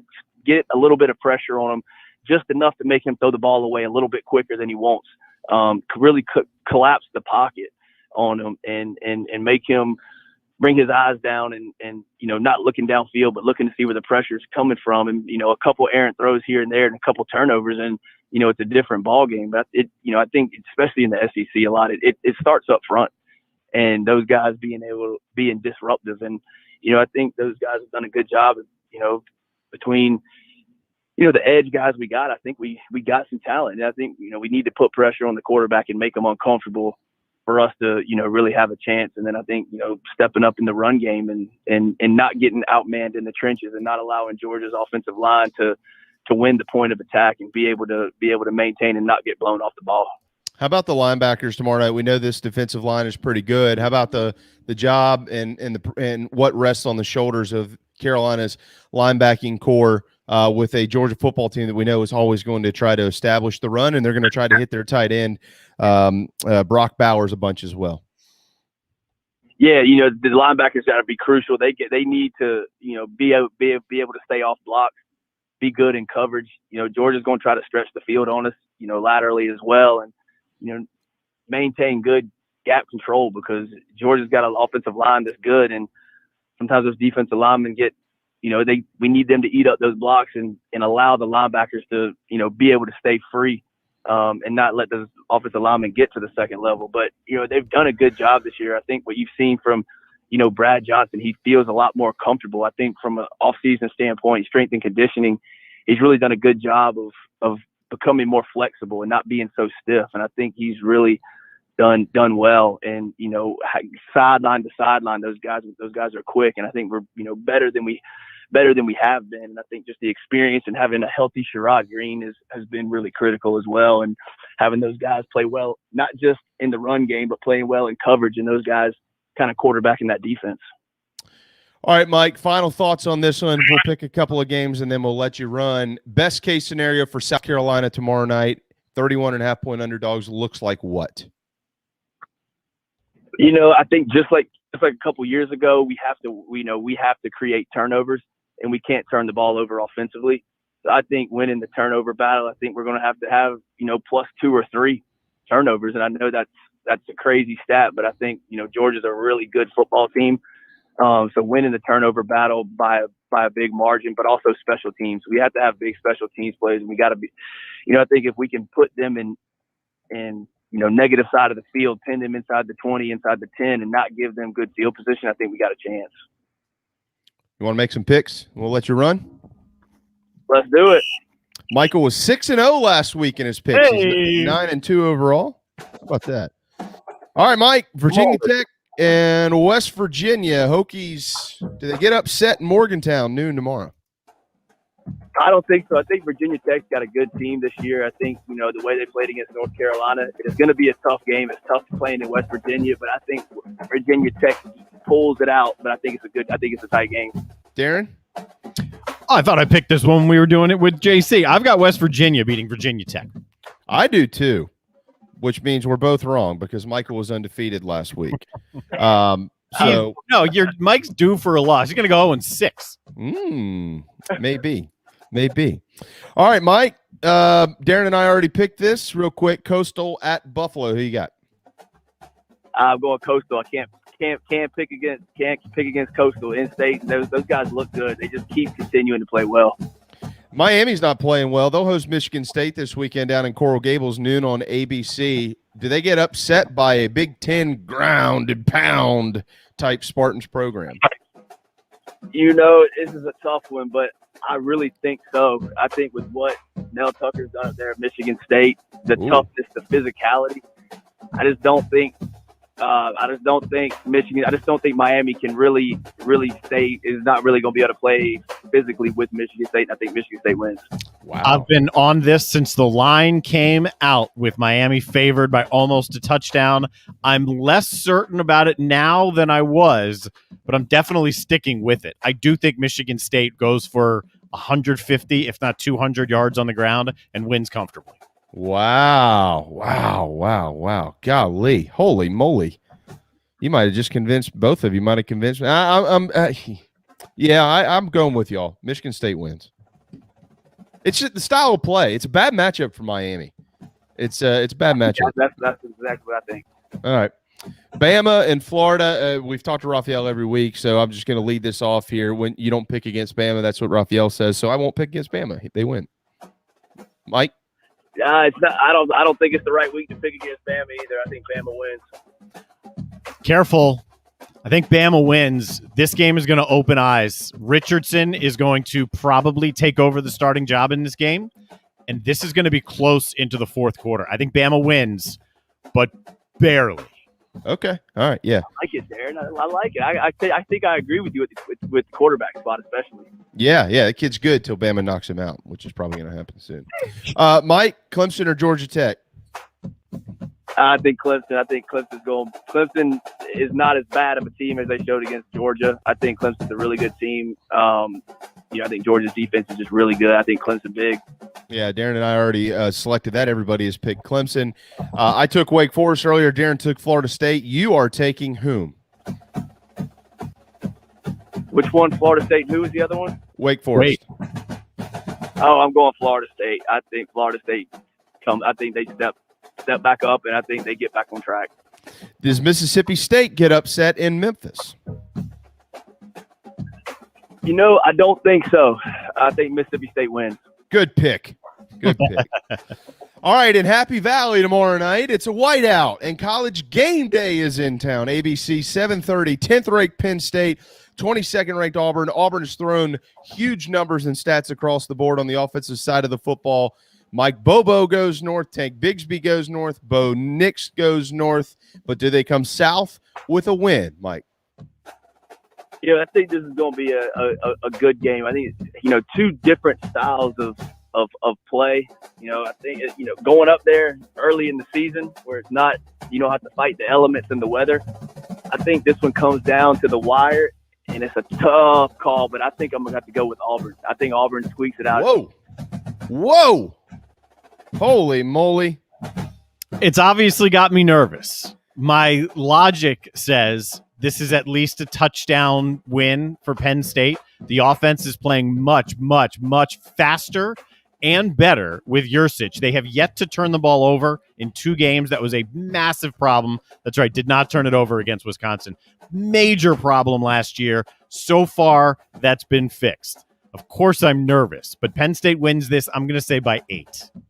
I like how you're thinking there, Darren. There's a lot of people who are who right now are kind of writing Auburn off a little bit. Like, yeah, the numbers are impressive, but this is going to be a 2-touchdown blowout in Happy Valley, at least, if not more. I think it's closer than that. I do. I think Penn State wins, and I like Penn State, and I think they win the game. But it's closer than people think. 30-24.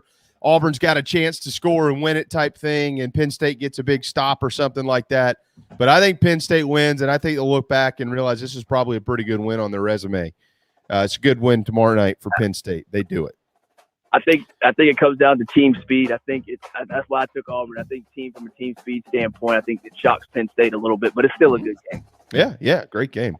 And finally, South Carolina and Georgia. We're hoping this one's going to be a great one as well. ESPN, 7 o'clock between the hedges. I mentioned Michael a little bit earlier with Raphael Esparza from MyBookie.ag. I don't think he quite understood what I was saying, but he's never been there, so he doesn't know. If you're a Gamecock fan or pretty much a fan from any opposing school and you go to Georgia, their fans will pee on you and bark at you. It's very strange. It's a weird bunch of Bulldogs over there. So good luck to them. Does South Carolina pull off the shocker of all shockers and for the second straight time with the biggest point spread ever in the history of this program in this series, upset Georgia on their home turf? Yeah, I think there's a lot that has to go right for South Carolina. I think South Carolina is going to come out. The mentality will be different than last week. I think with the atmosphere in Athens, I think you do see a different South Carolina team. I'd love to see them keep it close. Love to do a lot of good things, but I think Georgia ends up winning comfortably. Darren? Auburn's offensive numbers are very much like South Carolina's defensive numbers. They should be as good as they are. And they are telling you the teams on those sides of the balls are a little bit better than they probably are. I think Georgia shuts down the run. Carolina doesn't come close to 100 yards. They'll be lucky if they get 50. Georgia wins by at least 30. It'll be very close to what that point spread eventually is. I think it's a low-scoring game. I got way more confidence in the Gamecock defense than a lot of the national folks have because they haven't watched them like we have the last couple of weeks. I think this is back to a traditional type game. I see a pick that's on our board here with Gamecocks 24-14. I'm not taking South Carolina. I'll be happy to be wrong this week. There's no problem with that.